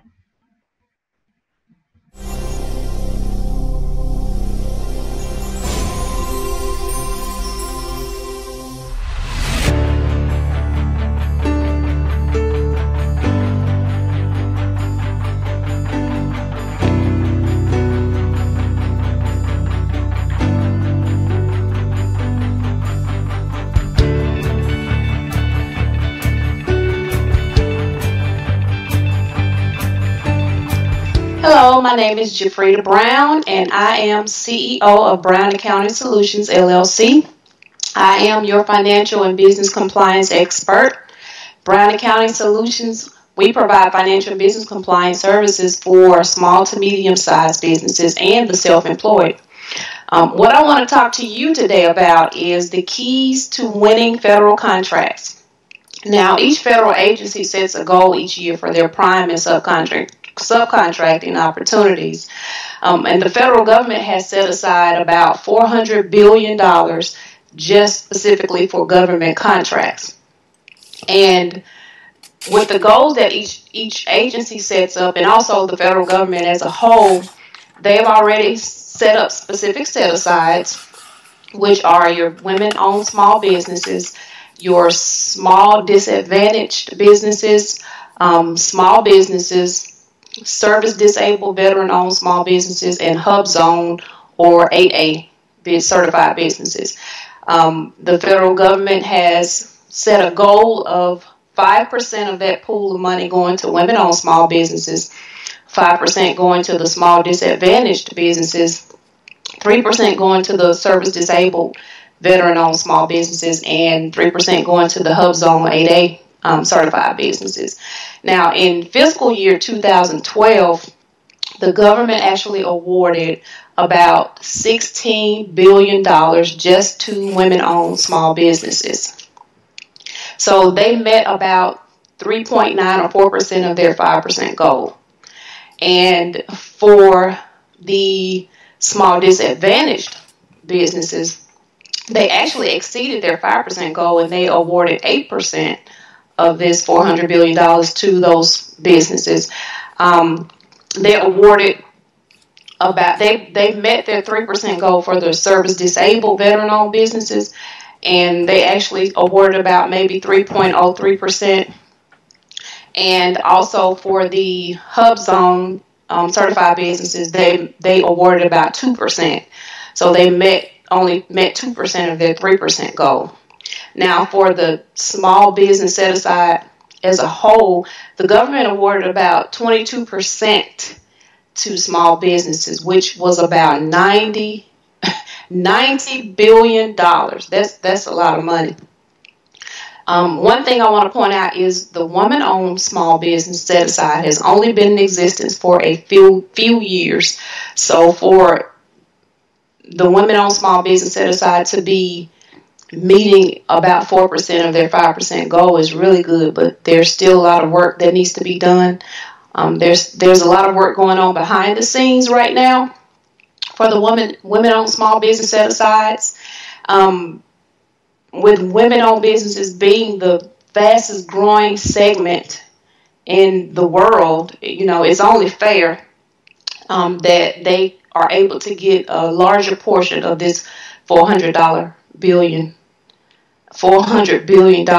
government contracting pool. Now, one of the things that I want to do, with me being a former senior auditor with the Department of Defense, the Defense Contract Audit Agency, I'm very familiar with what the government looks for on the government contracting side, and what can help you and what can hurt you as a contractor. So what I want to do is I want to be able to help more small businesses, no matter what set aside you fall under, as long as you're a small business, to tap into this wonderful world of federal contracting opportunities out there. But you have to be willing to do what needs to be done up front to make sure that everything that needs to be done up front is done to prepare your business for government contracts, because it is a lot of moving parts with government contracting. There are different federal contracting regulations that you have to be aware of and you have to learn and be familiar with. And this is where it's very necessary to develop a good federal contracting team, because the main goal of the government is to protect taxpayer dollars. Another goal that they have is they want to provide funding to small businesses so that you can grow, and also so that you can create more jobs, because we know that small businesses are the backbone of America. So the government wants to make sure that they're providing ways for you to grow and also to provide more jobs for the economy. Now, when it comes to federal contracting, your contract pricing and cost must be allowable and reasonable. And you must have adequate and compliant internal controls and accounting systems. And these systems have to be able to accumulate, allocate, and report government costs the way that these federal regulations stipulate, which is FAR, which is your Federal Acquisition Regulations, DFARS, which is the Defense Federal Acquisition Regulations, CAS, which is your cost accounting standards, and there are other government acquisition regulations as well. There's even a specific set of regulations if you are a nonprofit seeking government opportunities. So this means that your pricing and your contract costs are always under the magnifying glass. So they definitely need to be right up front. If you can get a government contract for your business, I mean, it can make your business just simply explode. So if you think about it, how do you think a lot of these huge companies got to where they are today? They did it through federal contracts. And the good thing about federal contracts is it provides consistent income. Like, for instance, if you get one federal contract, you may have a contract that has a base year and it may have 3, 4, or 5 optional years. So that means that contract continues on for several years. So you're getting this guaranteed income coming in as long as you're performing on that contract each month from the government. I want to point out too that the government buys products and services just like we do as consumers. The government needs things like paper clips. The government needs people to help them develop cost-saving strategies. The government wants people to provide professional development training to civilian workers who are maybe deployed in other countries or even right here on U.S. soil. The federal government needs buildings to lease. They need real estate property. They need help with exporting and importing products. They also need innovative technology. And one thing that the government also buys, which may sound kind of funny, they will hire people to provide haircuts for soldiers. I mean, there's all types of things that the government purchases. So if you are providing a good or service that the government can buy, then you can possibly get a government contract. And I also want to point out, it doesn't matter if you are a one-person, self-employed company, or if you're a company with 300 employees or whatever. If you have a service or product that the government can purchase and you have everything, prepare your company to do what needs to be done, you could possibly win a government contracts. And just a real life example, when I was with DCAA auditing government contractors, there were times when I would have to go and do an audit on a contractor, and I would be going to somebody's house. Yes, and this is somebody who may have just won $1 million contract with the government, and they're providing whatever product or service that their company produces to the government. And I'm going to their house, performing an audit. I've gone to places and perform audits. People are handing me envelopes and boxes with documents in it and things, but these people are providing this service or product and the government has purchased it from them. Now, there are a lot of moving parts when it comes to government contracting, and I want to discuss with you today some things that you may not hear a lot about. I want to really dig into the nuts and bolts of government contracting. Now, you may hear information about how your company needs to be registered in SAM, and SAM is the replacement for CCR, which is the old registry that the government used to register companies who wanted to be federal contractors. And also, you may hear discussions about how you need to have a DUNS number to be a federal contractor and how to get one. You may hear information about how to certify your company, what types of certifications would work for government contracting. You may hear about the different set-asides like I just discussed at the beginning. You may also hear about the importance of learning and knowing what FAR, CAS, DFARS, and all these other federal regulations are. And you may get information about where to go and look and find these opportunities. But one thing that I want to point out is that you may not hear a lot about how very important and necessary it is to produce adequate pricing and costing for government contracts. And what I believe is the most important thing is developing compliant internal control and accounting systems. Because like I mentioned before, the government's main goal is to protect taxpayer dollars. So they're really going to be looking at the costs, what you're saying that you're spending in your company to provide this product or service to the government. So what I want to point out too, that one of the things that I discuss a lot with business owners all the time is how very important it is to have a good accounting system in place.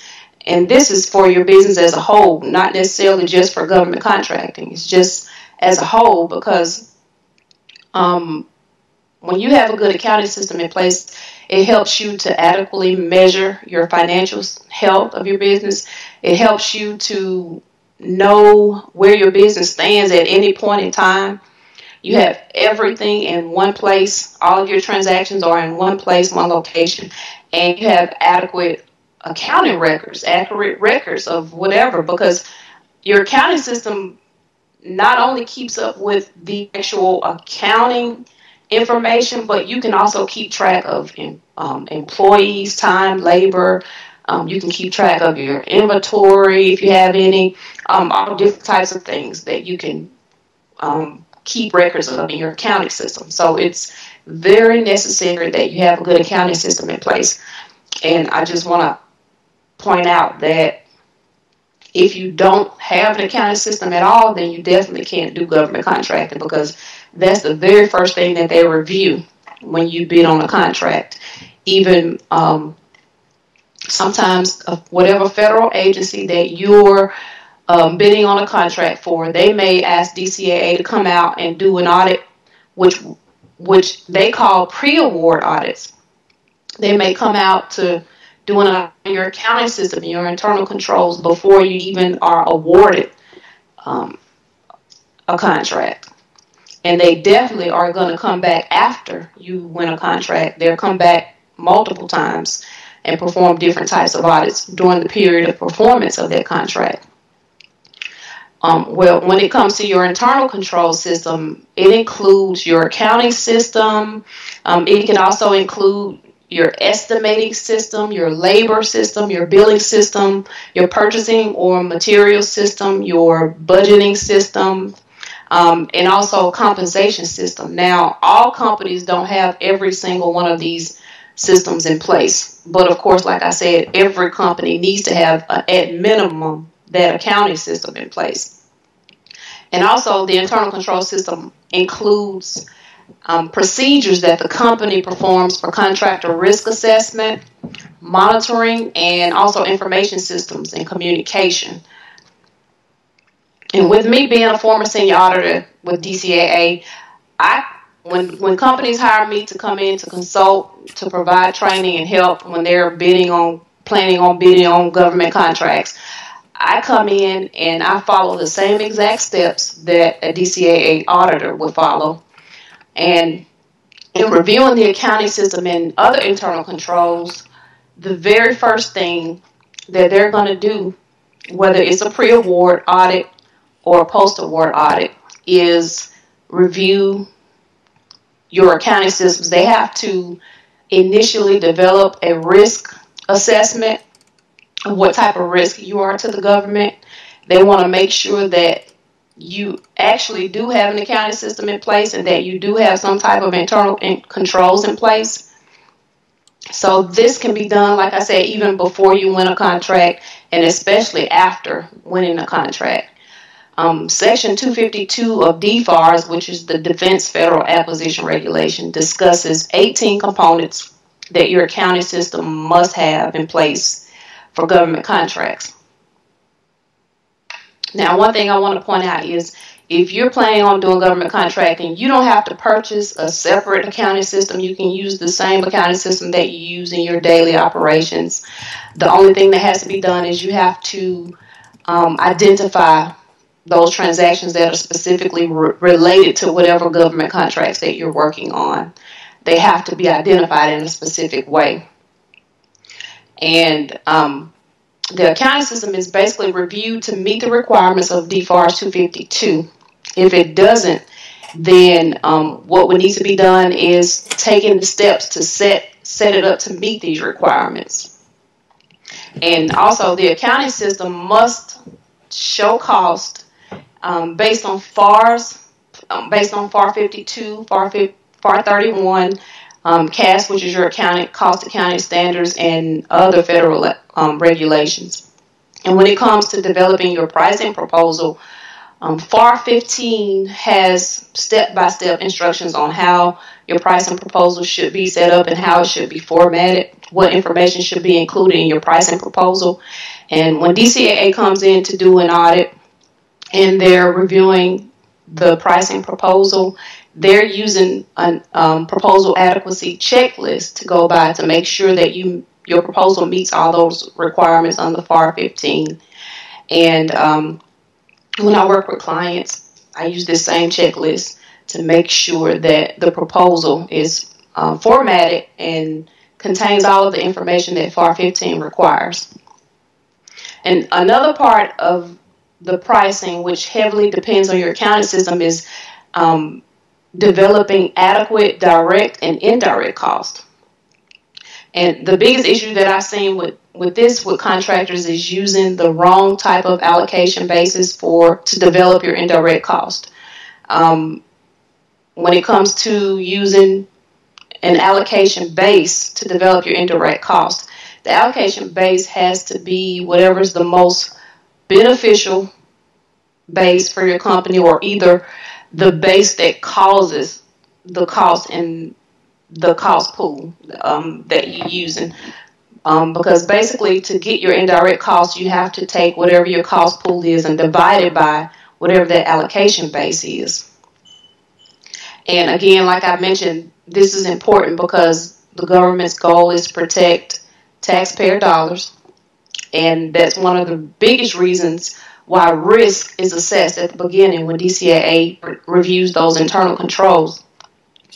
And I mentioned earlier that it's very important to develop a good government contracting team. You definitely want to hire consultants who have experience with federal contracting. You want to make sure you have a good business developer on your team. The business developer can go out and find those opportunities that would work for your company, and it doesn't necessarily have to be just federal contracts. And when I say federal, I'm talking about federal government contracts. They can be government as a whole contracts. So that includes your federal, state, local, municipal type contracts. So that business developer can go out and find the best opportunities for your company.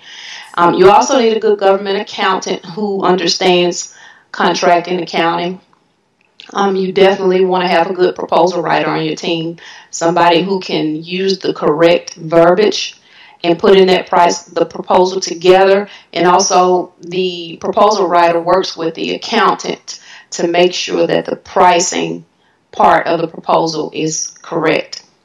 And you also would need a good admin assistant, someone who can make sure all documents are completed, make sure all your certifications are done and up to date, make sure your registration in SAM is renewed each year when it's time to renew, making sure that your company is registered for all the different vendor or supplier lists that are out there that provides that are looking for companies that provide, like yours, that provide the services or products that they're needing for their companies.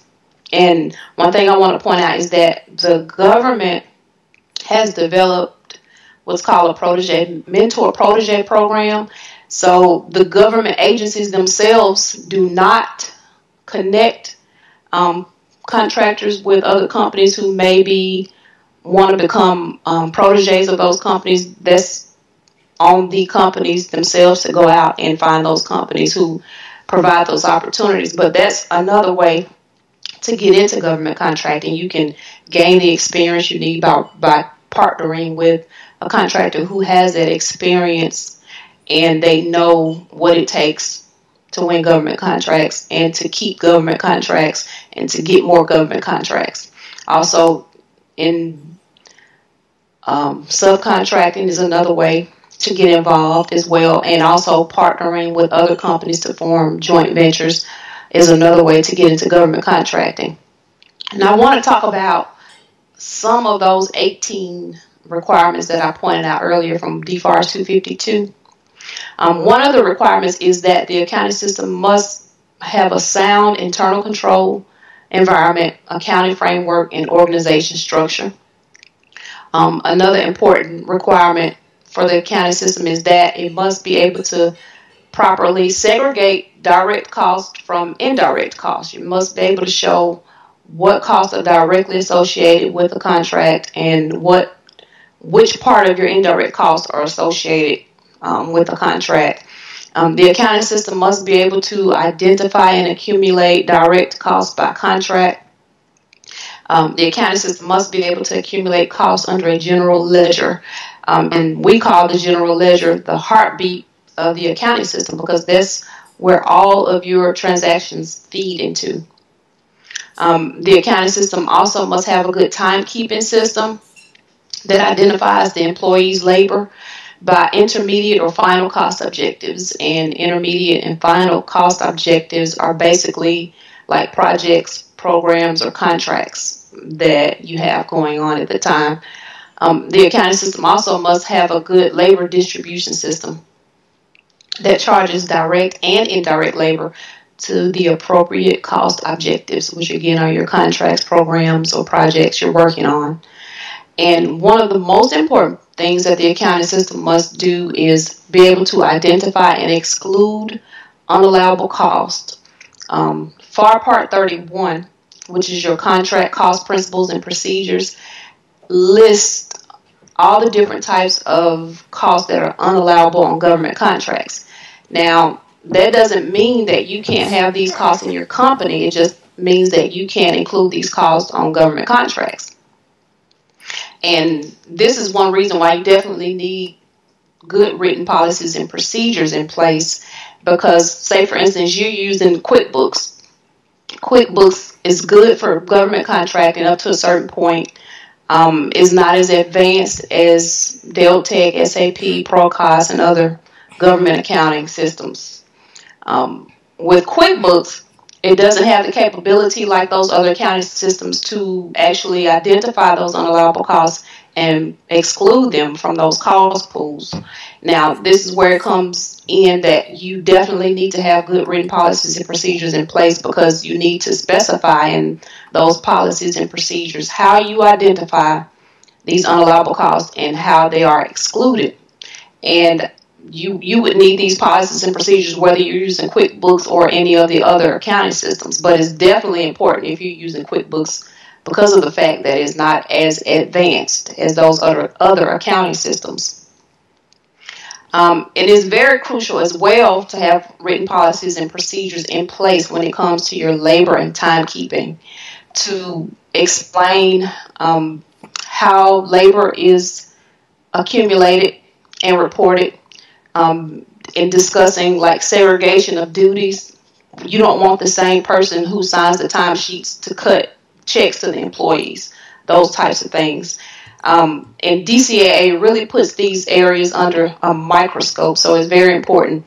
And when I was with DCAA, most of the things that were reported in audit reports that had findings, at the top was labor and timekeeping. It was always something going on with labor and timekeeping, indirect rates, unallowable cost, internal control systems, billings, executive compensation, that's another issue, and also compliance with CAS, which is your cost accounting standards. These were issues, contracts before I was with DCAA. They were issues while I was with DCAA, and they still continue to be issues now for DCAA and when they're doing their audits and finding these things. And again, I just want to point out that it's very important to document your policies and procedures and identifying unallowable costs and how they're excluded from government contracts that you're working on. Also, I wanted to point out that it's very important to provide adequate training. If you have employees who are going to be working on whatever is associated with your pricing or cost for government contracts, you want to make sure that you provide adequate training for those employees. Now, some of the more labor-intensive type contracts are going to require that you provide some type of training for your employees when it comes to timekeeping procedures and the labor procedures, and also making sure that those employees are doing what they're supposed to do as related to their job description.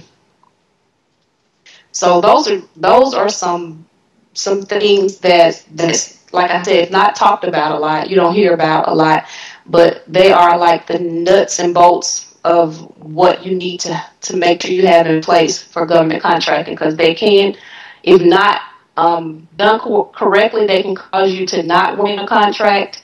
And if you win a contract, it could cause you to lose that contract, or either the government will fine you until you get everything compliant. They'll fine you, even take some of the money back that they've already paid you on contracts.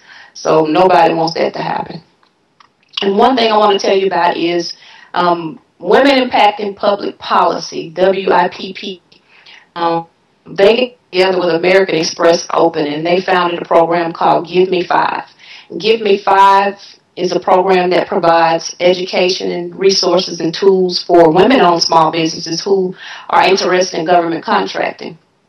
And I'm also doing a webinar for WIPP, WIP, and American Express Open for their Give Me Five program on May 28th at 2 p.m. Eastern. I'm doing a webinar where I'll be discussing how you can prepare for a DCA audit, what they look for when they come in, and some of the other important things that I mentioned earlier. So if you're interested in attending this webinar, you can go to WIPP.org and go to their events section and register for my webinar. There's also other webinars going on as well, which I think are really, really good webinars and very important to learn all you can before jumping into government contracting. And I also want to invite you to connect with me. I want to offer you something. I want to be able to provide help for you. So I want to provide a free assessment for anybody who's interested in getting into government contracts. I can take a look at your company, your system, to see where you are and let you know what you need to do to prepare to become a government contractor. So if you're interested in this free assessment, make sure you text the word contracts along with your name and email address to 205-514-5177. Again, text the word contracts along with your name and email address to 205-514-5177. And please make sure you include your name and email address, because I won't know who you are if you don't. And also, I want to invite you to connect with me on Twitter at Brown Accounting. Also on Facebook, my business page is Brown Accounting Solutions, LLC. And I also have a personal page on Facebook, which is Jafrida R. Brown. And also my website, which is brownaccountingsolutions.com. Again, Twitter is Brown Accounting. Facebook, Brown Accounting Solutions, LLC. And also my personal page, which is Jafrida R. Brown. And my website, which is brownaccountingsolutions.com. And I want to thank you for taking the time to listen to my presentation today, and I hope that I provided some valuable information for you. And again, I invite you to connect with me so that I can help you if you're interested in becoming a government contractor. Thank you.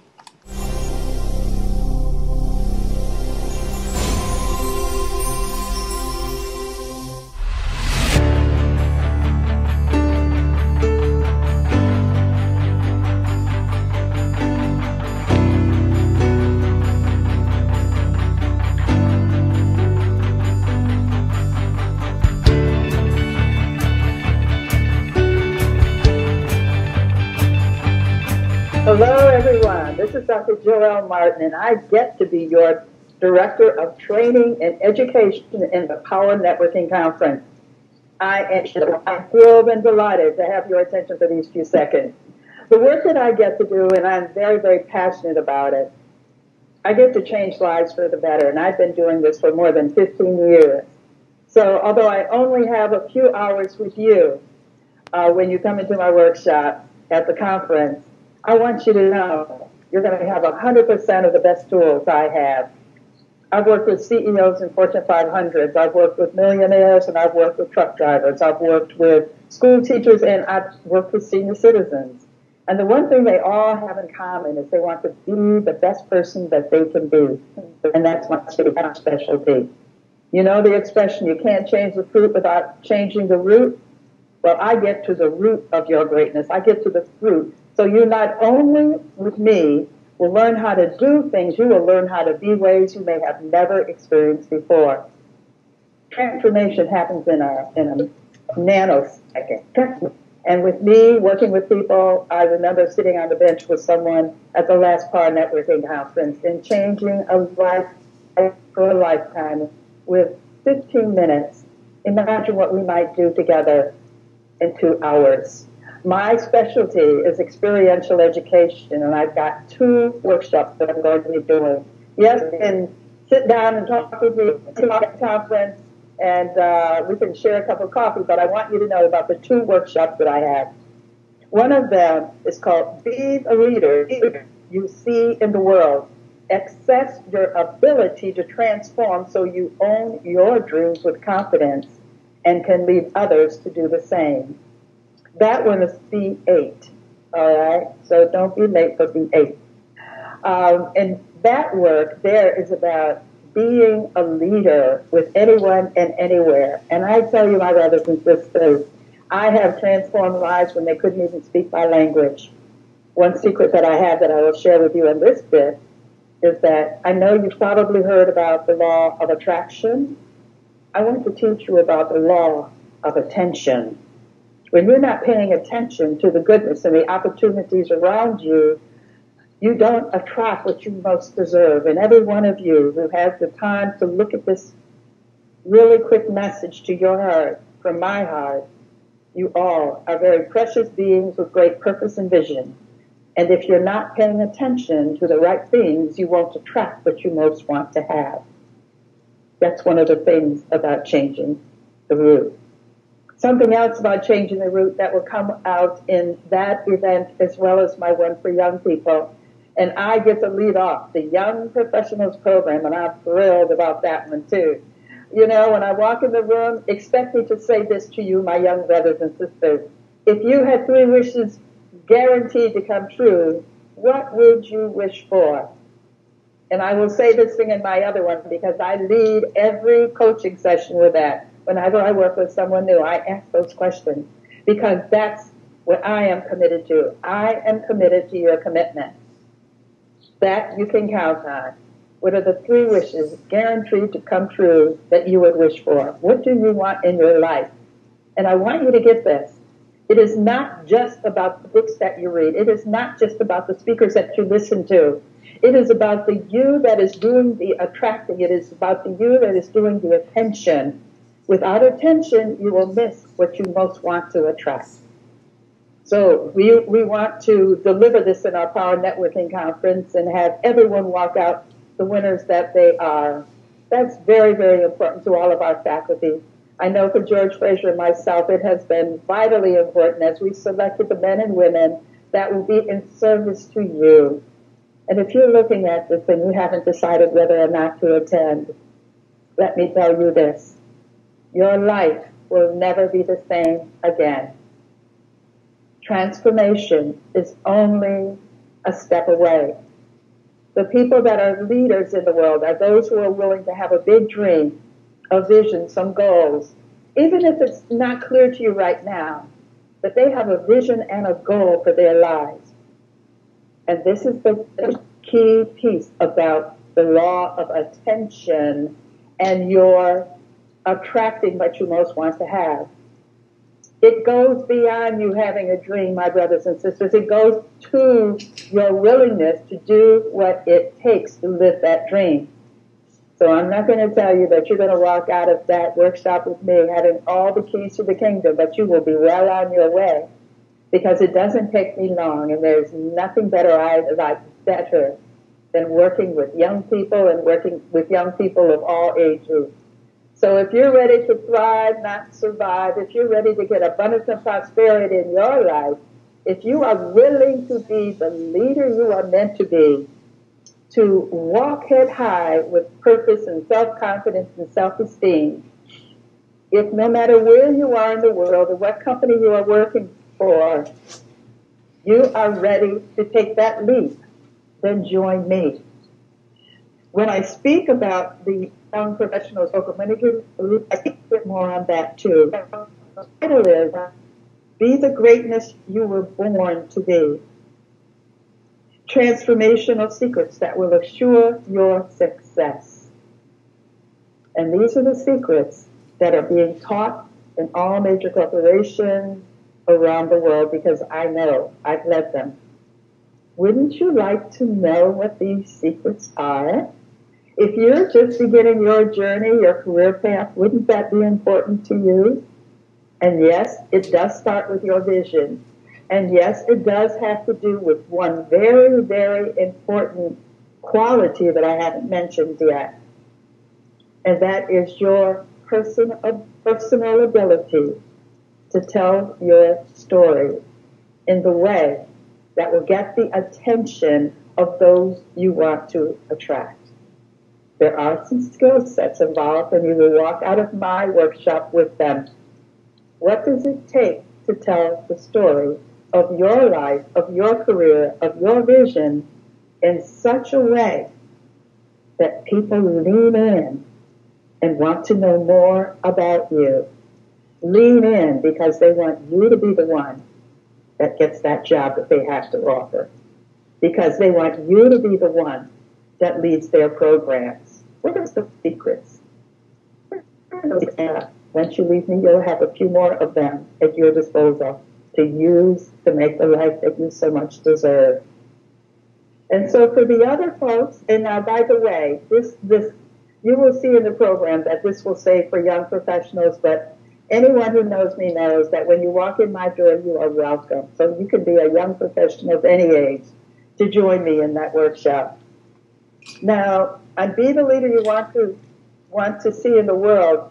I'm looking forward to finding people who want to become trainers, transformational speakers, such as I am. I'm looking for people who are global thinkers. Maybe they aren't world travelers. Maybe they haven't done the work in Russia, in China, in Malaysia, in London, and so on like I have. But I want to be, that workshop may not be for everyone. I want to be with people who want to roll up their sleeves because they are the ones that are willing to lead the movements. They are the ones who want to take the transformational tools and really go out here and change our world. Those are the people I most want to be present with. A world here that needs us. We have a world here that needs you. Someone with your vision, with your sense of purpose, and your divine knowledge. The world is waiting for you. I, quite frankly, am waiting for you. I so look forward to seeing you at the Power Networking Conference. I am Dr. Joelle Martin, and you will find me at the website positivelypowerful.com. My company is Positively Powerful Triad West, and again, that's Positively Powerful because that's how I see all people being. What you will also learn about me is every year, it's my heart work to honor women and have the Positively Powerful Women Awards. I'll share a little bit about you because that has everything to do with the law of attention. Also, I'm the author of How to Be a Positively Powerful Person and Get Your Me Brand Awareness the Positively Powerful Way. Me Brand Awareness is all about personal branding. And how did I have to come to write about personal branding, being a transformational trainer, a global trainer?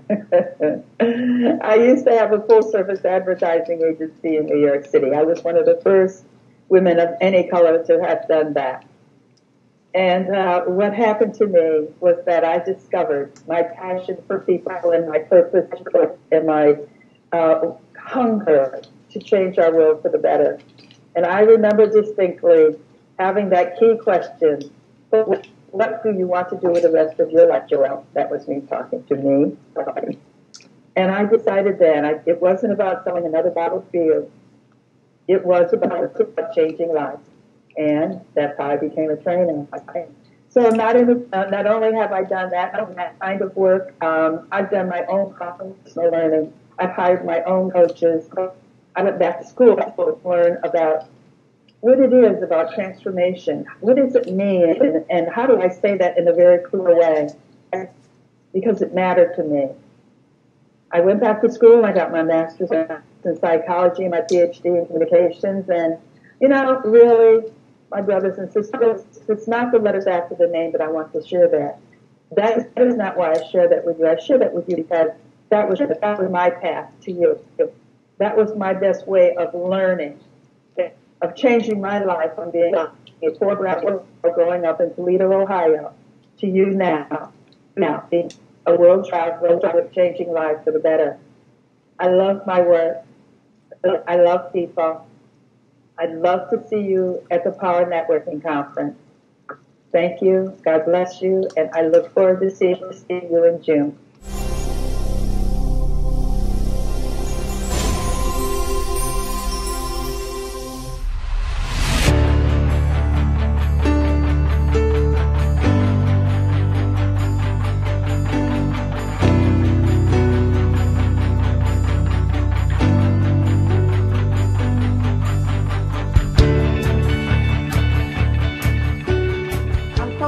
To be a part of Operation WOW with George Fraser, Trevor Ott, and Shay Brown.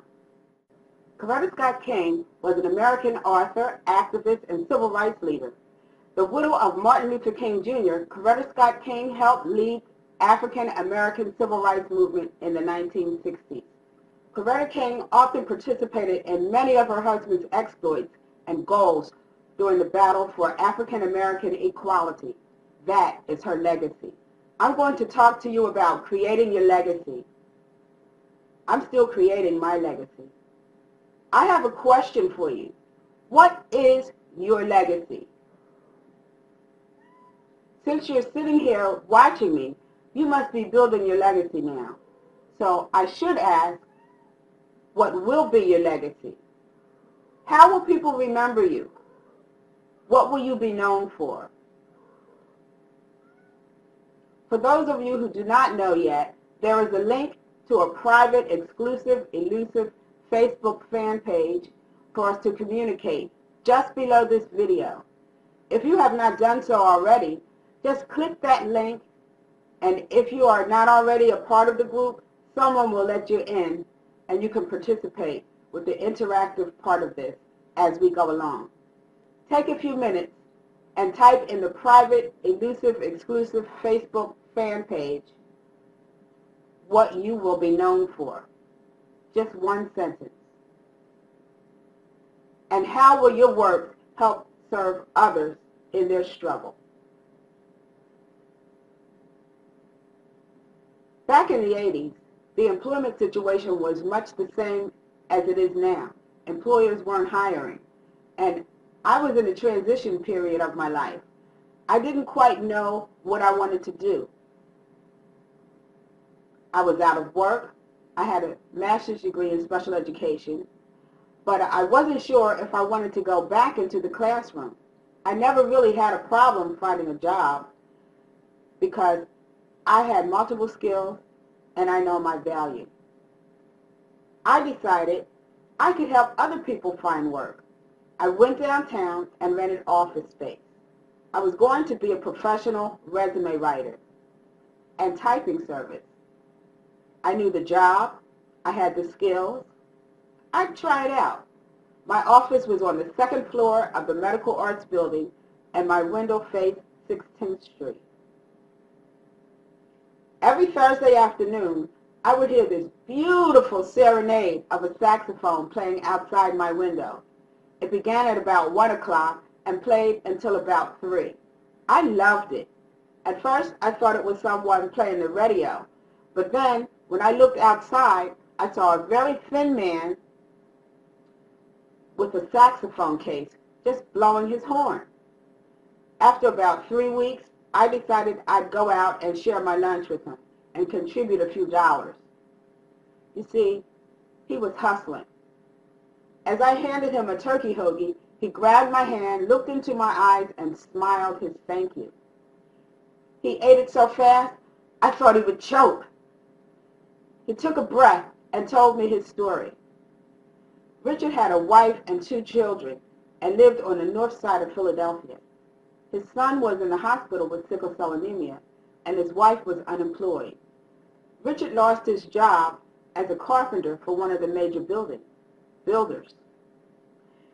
He and his wife were in love with each other ever since high school. They were living a poor man's life. That's how he put it. A few years prior, his home caught fire. He didn't have homeowners insurance, and the family lost everything. For a while, they lived in the car, but that didn't last long as the winter season was too harsh for his wife and children. They moved into a shelter, and his daughter caught pneumonia, from which she never recovered. His wife was devastated, but she hung in there with him. He was able to pick up a few odd jobs on various construction sites around town, but since he no longer had his car, he couldn't get to work on the larger jobs in the area. He began to play his saxophone as a hustle. Richard had a new goal. He wanted to play sax in nightclubs downtown. Since he was always downtown anyway, he collected enough coins and singles to buy a meal every night and was able to keep his wife happy. She found a job in a temp agency and was hoping to find full-time employment. Richard never gave up hope. As the weather changed over the next few weeks, I saw Richard a little less each month. August was particularly wet and rainy, and I noticed he had a cardboard holding his shoes together. 3 weeks passed, and Richard had not been playing his sweet saxophone beneath my window. I missed him. Then, about a week later, he was back at it. He told me he had an audition at a club in 1 week, and he needed something to wear. I knew that they would be too big for him, but my brother was going to get rid of his clothes in his closet, so I asked if I could have his brown suit and shirt. I took them to work with me the next day, but I didn't see Richard. I picked up a pair of socks to match the shoes, and I knew it would be too big for him, but that's all I could do. I grabbed my father's razor and shaving cream from the bathroom, along with an old hairbrush, too. When I heard his sax the following day, I raced down the stairs across the street to where he was playing the saxophone for a crowd of people who put coins and singles into his sax case. I waited and enjoyed the tunes along with the rest of the crowd. I went inside the sandwich shop and waited for Richard to come inside. And when he did, he already had his hoagie. I already had his hoagie and a bowl of soup waiting for him. He sat down across the table from me. I noticed a rash on his face, but I didn't say anything about it. I asked if he had his audition already, and when he told me that it was that evening, I gave him the bag with the too big shirt and the too big suit. He was so appreciative, he shed a tear of gratitude. He took the bag from my hand and rushed into the men's room. When he returned, he was wearing the suit, the shirt, the shoes. He had shaved his beard and brushed his hair, and he walked with his head up. He was a proud man. I will always remember you as the lady who helped a broken down man feel like he was somebody. That's what he said to me. It took a lot for me to hold back my tears. Let me know how your audition goes, I told him. The following afternoon, I heard the happiest tune being played by a saxophone player beneath my window. Since I had clients to attend to, I had to wait until my outer office was all cleared out. That took a couple of hours. That's because my business was doing so well. That's good for me. When I went downstairs and across the street, Richard stood wearing a new suit, new shoes, a haircut, shaved, and he extended his hand to me, and we danced right there on the street. He didn't just get an audition for a job at a nightclub. He auditioned for a saxophone player position with a well-known international band who were going on tour that summer. Richard was now a bona fide musician with a job. To me, Richard's legacy is that he never gave up, even when his whole world was turned upside down. Richard redesigned his destiny. and created a brand new legacy for himself. Now, in the private, elusive, exclusive Facebook fan page, type hashtag redesign your destiny, hashtag build a new legacy.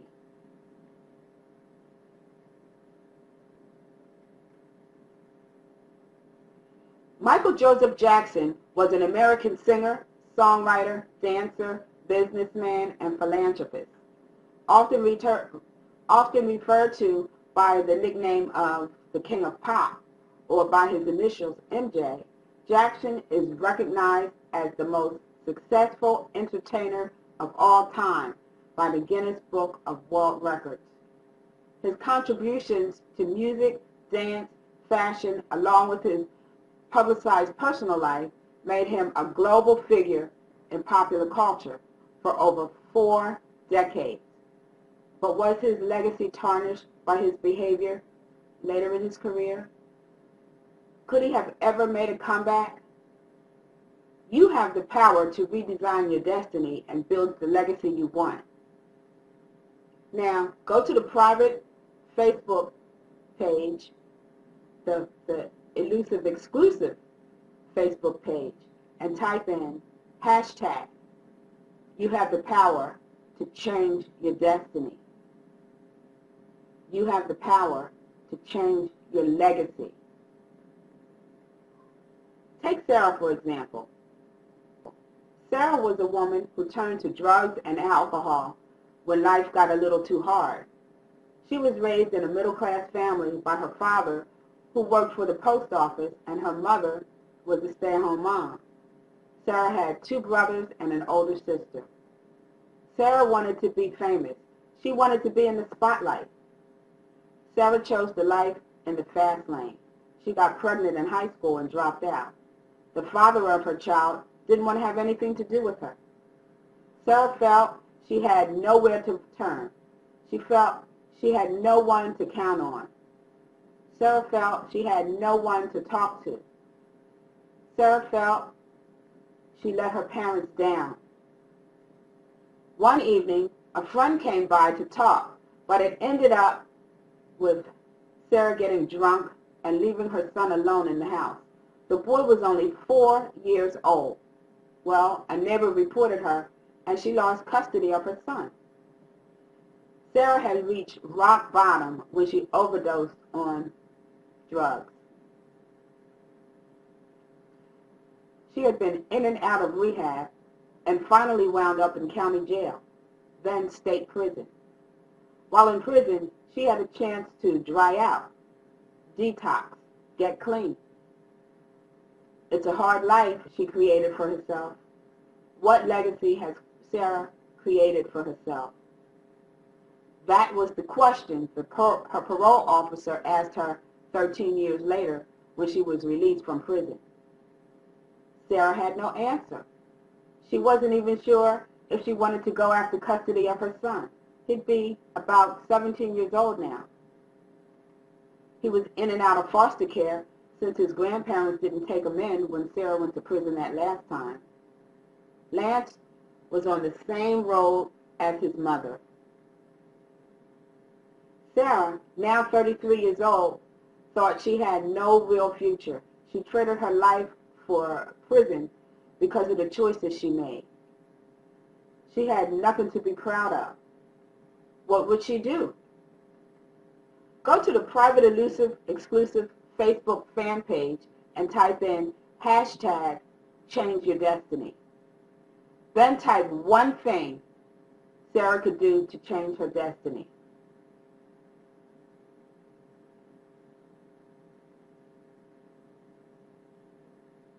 Go ahead and do that right now.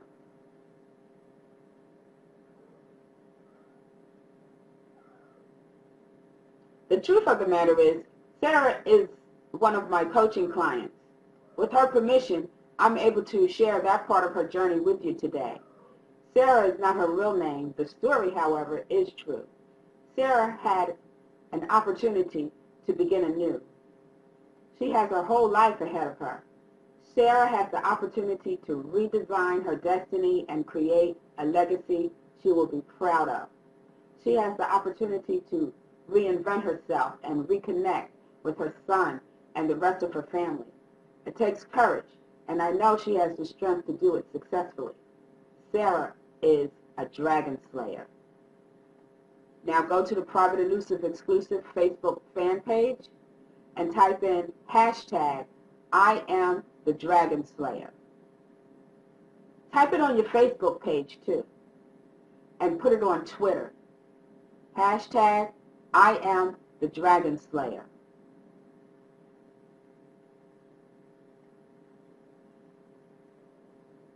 I'll give you some time to do that.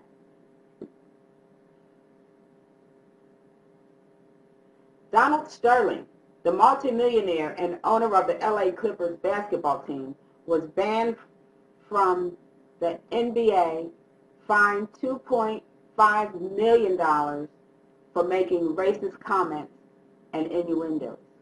That is the legacy he created for himself.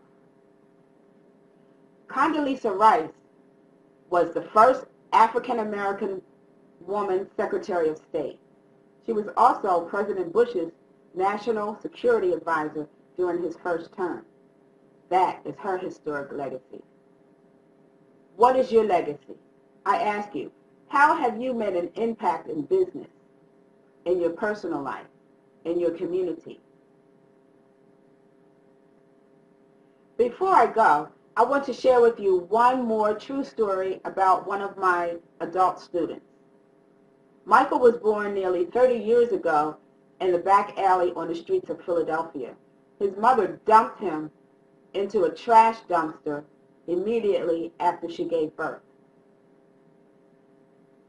Michael was found by someone passing by who heard a baby cry. The man opened the top of the dumpster to find Michael wrapped in garbage, covered in filth. The man took the baby Michael and called the police. Michael wound up spending his life in and out of foster care, abused, misused, misled, undervalued, influenced by the street life, and finally in a mental health facility. And that's where I met him. Diagnosed emotionally disturbed. Michael was in a training program. It was a vocational training program for mentally challenged adults. He was not my direct student. He would stop by my classroom daily just to chat. I got to know Michael as the year went by. His mother, he told me, always showed up to take him out whenever his Social Security check was due. She made Michael feel obligated to give her money. She was addicted to drugs. Michael was a rehabilitated drug addict. He attended his meetings daily and stayed clean for years. His mother told him all kinds of sob stories, and he fell for it every time. I remember Michael as doing very well in his building maintenance training program. He won several awards for being responsible, helpful to others, staying clean and sober. Part of my job was to find job-related training for the students of this program, and I put in extra effort to find work for Michael. He will be graduating in a few months, and I didn't want to see him back on the streets. I set up 3 interviews for him. Michael didn't show up for the first one. He was afraid he would not do well, afraid he would be rejected like so many other times in the past, afraid he would not qualify, afraid of being afraid. I decided to spend my lunch hour with Michael 3 times a week. We spent the time doing mock interviews. I asked him questions related to his field, made sure he had eye contact, a positive attitude, a firm handshake. I wanted to be sure he was comfortable when he walked into his next appointment. I even recruited another counselor to do mock interviews with Michael, just to be sure. Well, 2 weeks later, Michael had an interview. We had practice. He knew the vocabulary related to his field. He knew how to complete the employment application. Michael was ready. He was also nervous. Michael bravely took the bus to his interview. But what Michael didn't know was that the man doing the interview was my friend Bill. I had already spoken to Bill about Michael. He was willing to do an interview with him, but Bill didn't promise anything. He said if Michael could fill the position, he would hire him. If he couldn't, then he wouldn't. That plain, that simple. Michael went to the interview. I went home. Well, the next day, Michael did not show up for class. I had no idea what happened. I had not heard from Bill either. I was getting kind of worried. The following day, Michael came into my classroom, sat down, and told me he was hired as a building maintenance intern in Center City. In Center City. He broke down and cried his thank you. My students all clapped and shook his hand. They congratulated him, and we all celebrated. It was a win for Michael. To this day, Michael works as a supervisor in the same company 22 years later. I run into Michael every so often, and each time he gives me that big smile. He's married with children. He owns his own home. He has disconnected from his mother entirely, and he is enjoying life.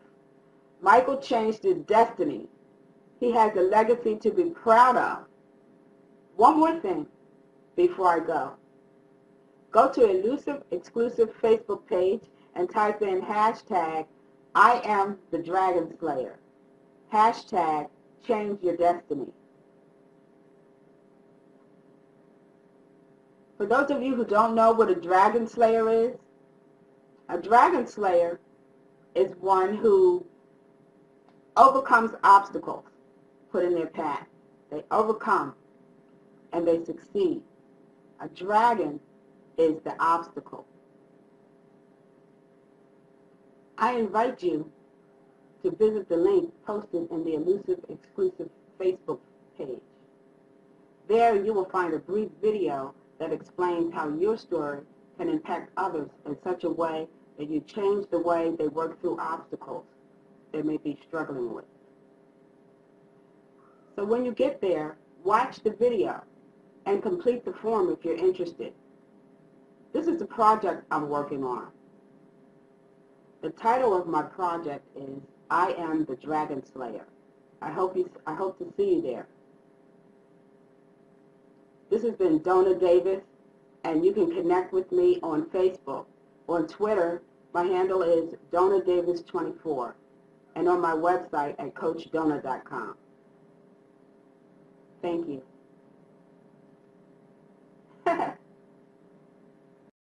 I'm so excited to be a part of Operation WOW with George Fraser, Trevor Ox, and Shay Brown.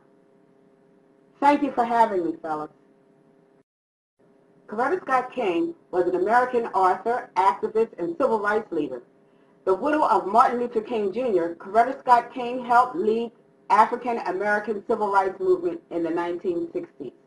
Coretta King often participated in many of her husband's exploits and goals during the battle for African-American equality. That is her legacy. Hello, I'm Donna Davis, international best-selling author, life coach, entrepreneur, publisher, teacher, daughter, sister, aunt, friend, and lifelong learner. I'm going to talk to you about creating your legacy. I'm still creating my legacy. I have a question for you. What is your legacy? Since you're sitting here watching me, you must be building your legacy now. So I should ask, what will be your legacy? How will people remember you? What will you be known for? For those of you who do not know yet, there is a link to a private, exclusive, elusive Facebook fan page for us to communicate just below this video. If you have not done so already, just click that link, and if you are not already a part of the group, someone will let you in and you can participate with the interactive part of this as we go along. Take a few minutes and type in the private, elusive, exclusive Facebook fan page what you will be known for. Just one sentence. And how will your work help serve others in their struggle? Back in the 80s, the employment situation was much the same as it is now. Employers weren't hiring, and I was in a transition period of my life. I didn't quite know what I wanted to do. I was out of work. I had a master's degree in special education, but I wasn't sure if I wanted to go back into the classroom. I never really had a problem finding a job because I had multiple skills and I know my value. I decided I could help other people find work. I went downtown and rented office space. I was going to be a professional resume writer and typing service. I knew the job.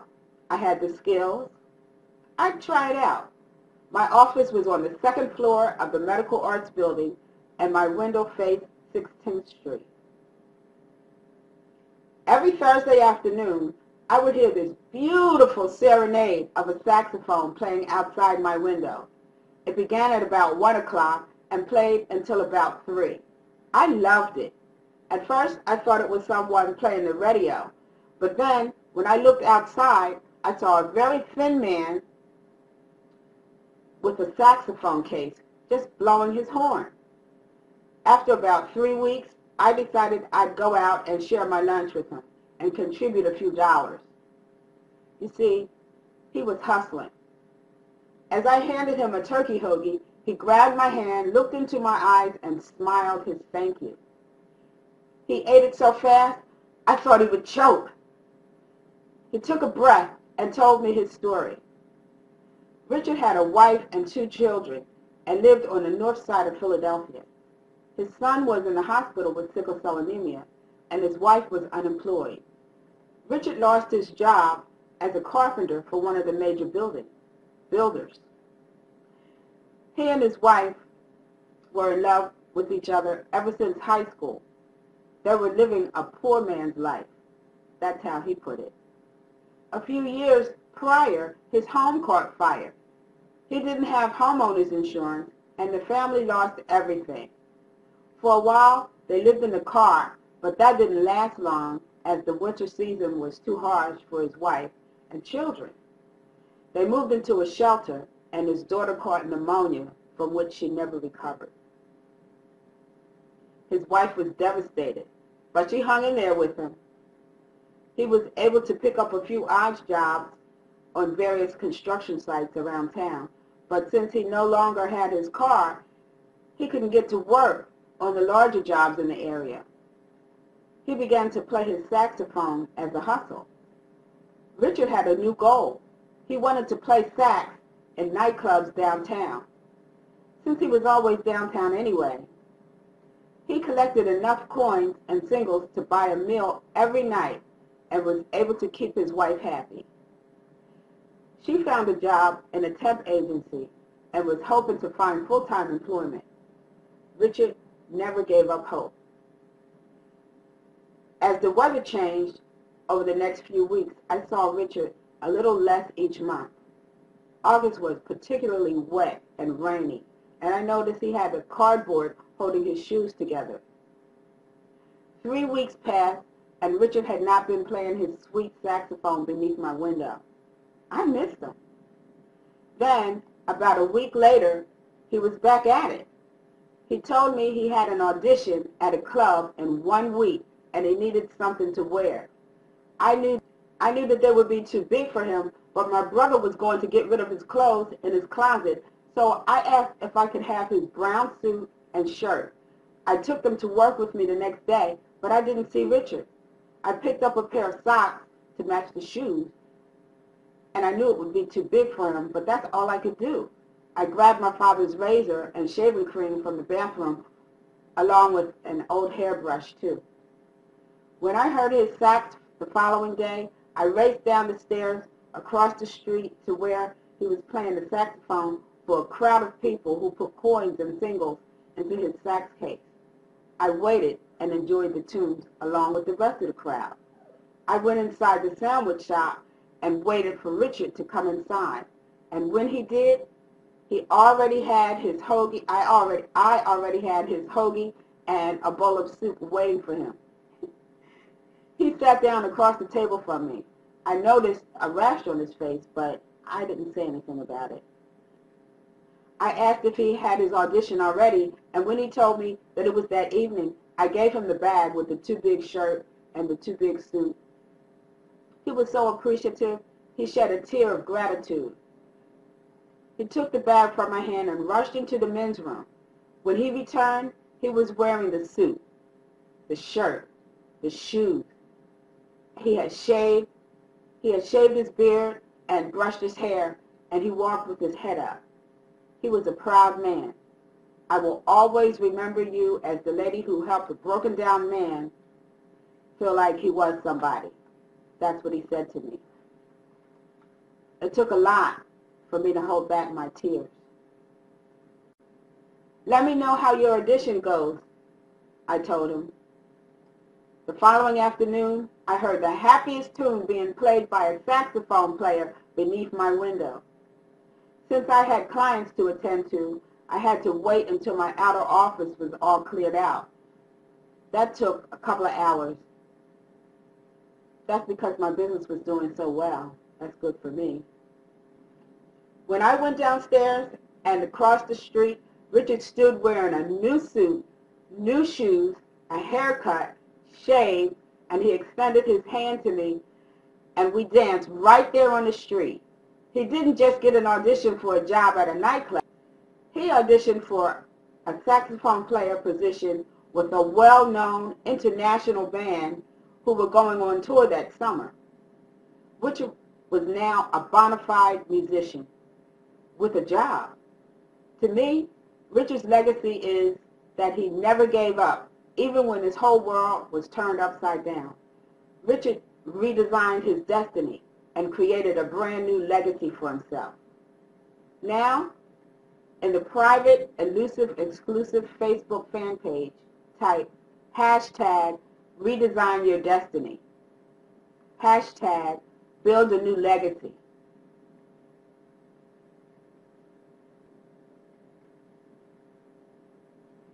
Michael Joseph Jackson was an American singer, songwriter, dancer, businessman, and philanthropist.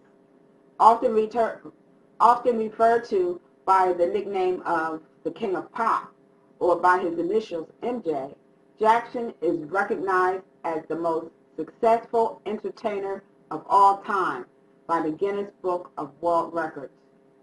His contributions to music, dance, fashion, along with his publicized personal life, made him a global figure in popular culture for over 4 decades.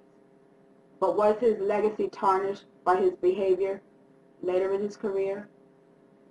Could he have ever made a comeback? You have the power to redesign your destiny and build the legacy you want.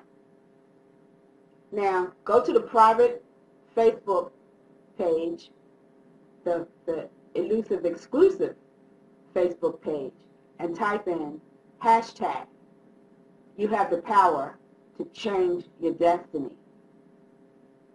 You have the power to change your legacy. Take Sarah, for example. Sarah was a woman who turned to drugs and alcohol when life got a little too hard.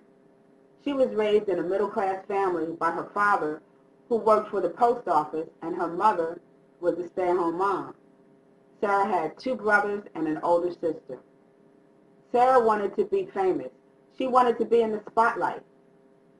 Sarah chose the life in the fast lane. She got pregnant in high school and dropped out. The father of her child didn't want to have anything to do with her. Sarah felt she had nowhere to turn. She felt she had no one to count on. Sarah felt she had no one to talk to. Sarah felt she let her parents down. One evening, a friend came by to talk, but it ended up with Sarah getting drunk and leaving her son alone in the house. The boy was only 4 years old. Well, a neighbor reported her, and she lost custody of her son.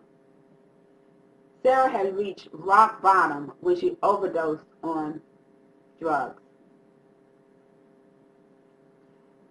She had been in and out of rehab and finally wound up in county jail, then state prison. While in prison, she had a chance to dry out, detox, get clean. It's a hard life she created for herself. What legacy has Sarah created for herself? That was the question her parole officer asked her 13 years later when she was released from prison. Sarah had no answer. She wasn't even sure if she wanted to go after custody of her son. He'd be about 17 years old now. He was in and out of foster care since his grandparents didn't take him in when Sarah went to prison that last time. Lance was on the same road as his mother. Sarah, now 33 years old, thought she had no real future. She traded her life for prison because of the choices she made. She had nothing to be proud of. What would she do? Go to the private elusive exclusive Facebook fan page and type in hashtag change your destiny. Then type one thing Sarah could do to change her destiny.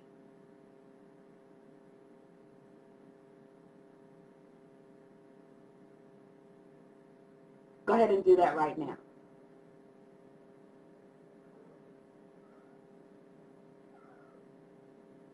The truth of the matter is, Sarah is one of my coaching clients.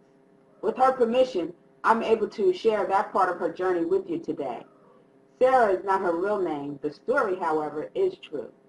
Sarah had an opportunity to begin anew. She has her whole life ahead of her. Sarah has the opportunity to redesign her destiny and create a legacy she will be proud of. She has the opportunity to reinvent herself and reconnect with her son and the rest of her family. It takes courage, and I know she has the strength to do it successfully. Sarah is a dragon slayer. Now go to the private elusive exclusive Facebook fan page and type in hashtag I am the Dragon Slayer. Type it on your Facebook page too, and put it on Twitter. Hashtag I am the Dragon Slayer.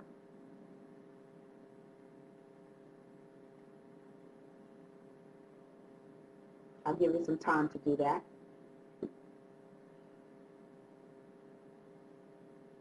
Donald Sterling, the multimillionaire and owner of the LA Clippers basketball team, was banned from the NBA, fined $2.5 million for making racist comments and innuendos. That is the legacy he created for himself. Condoleezza Rice was the first African-American woman Secretary of State. She was also President Bush's National Security Advisor during his first term. That is her historic legacy.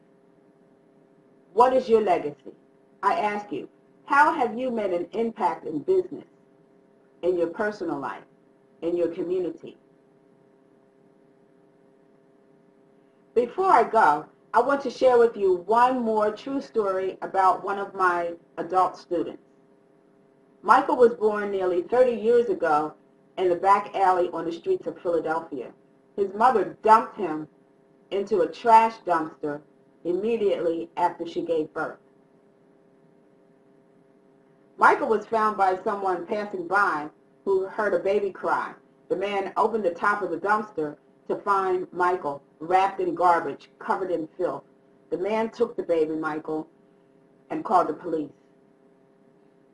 Michael wound up spending his life in and out of foster care, abused, misused, misled, undervalued, influenced by the street life, and finally in a mental health facility. And that's where I met him.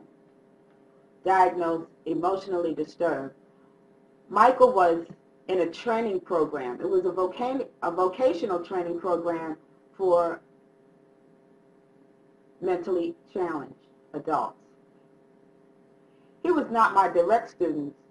He would stop by my classroom daily just to chat. I got to know Michael as the year went by. His mother, he told me, always showed up to take him out whenever his Social Security check was due. She made Michael feel obligated to give her money. She was addicted to drugs. Michael was a rehabilitated drug addict. He attended his meetings daily and stayed clean for years. His mother told him all kinds of sob stories, and he fell for it every time. I remember Michael as doing very well in his building maintenance training program. He won several awards for being responsible, helpful to others, staying clean and sober. Part of my job was to find job-related training for the students of this program, and I put in extra effort to find work for Michael. He will be graduating in a few months, and I didn't want to see him back on the streets. I set up 3 interviews for him. Michael didn't show up for the first one. He was afraid he would not do well, afraid he would be rejected like so many other times in the past, afraid he would not qualify, afraid of being afraid. I decided to spend my lunch hour with Michael 3 times a week. We spent the time doing mock interviews. I asked him questions related to his field, made sure he had eye contact, a positive attitude, a firm handshake. I wanted to be sure he was comfortable when he walked into his next appointment. I even recruited another counselor to do mock interviews with Michael, just to be sure. Well, 2 weeks later, Michael had an interview. We had practice. He knew the vocabulary related to his field. He knew how to complete the employment application. Michael was ready. He was also nervous. Michael bravely took the bus to his interview. But what Michael didn't know was that the man doing the interview was my friend Bill. I had already spoken to Bill about Michael. He was willing to do an interview with him, but Bill didn't promise anything. He said if Michael could fill the position, he would hire him. If he couldn't, then he wouldn't. That plain, that simple. Michael went to the interview. I went home. Well, the next day, Michael did not show up for class. I had no idea what happened. I had not heard from Bill either. I was getting kind of worried. The following day, Michael came into my classroom, sat down, and told me he was hired as a building maintenance intern in Center City. In Center City. He broke down and cried his thank you. My students all clapped and shook his hand. They congratulated him, and we all celebrated. It was a win for Michael.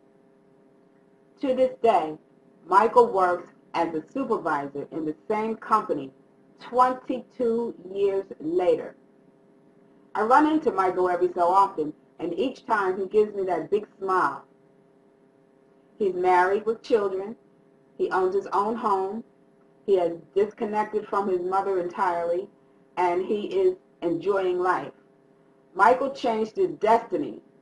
He has a legacy to be proud of. One more thing before I go.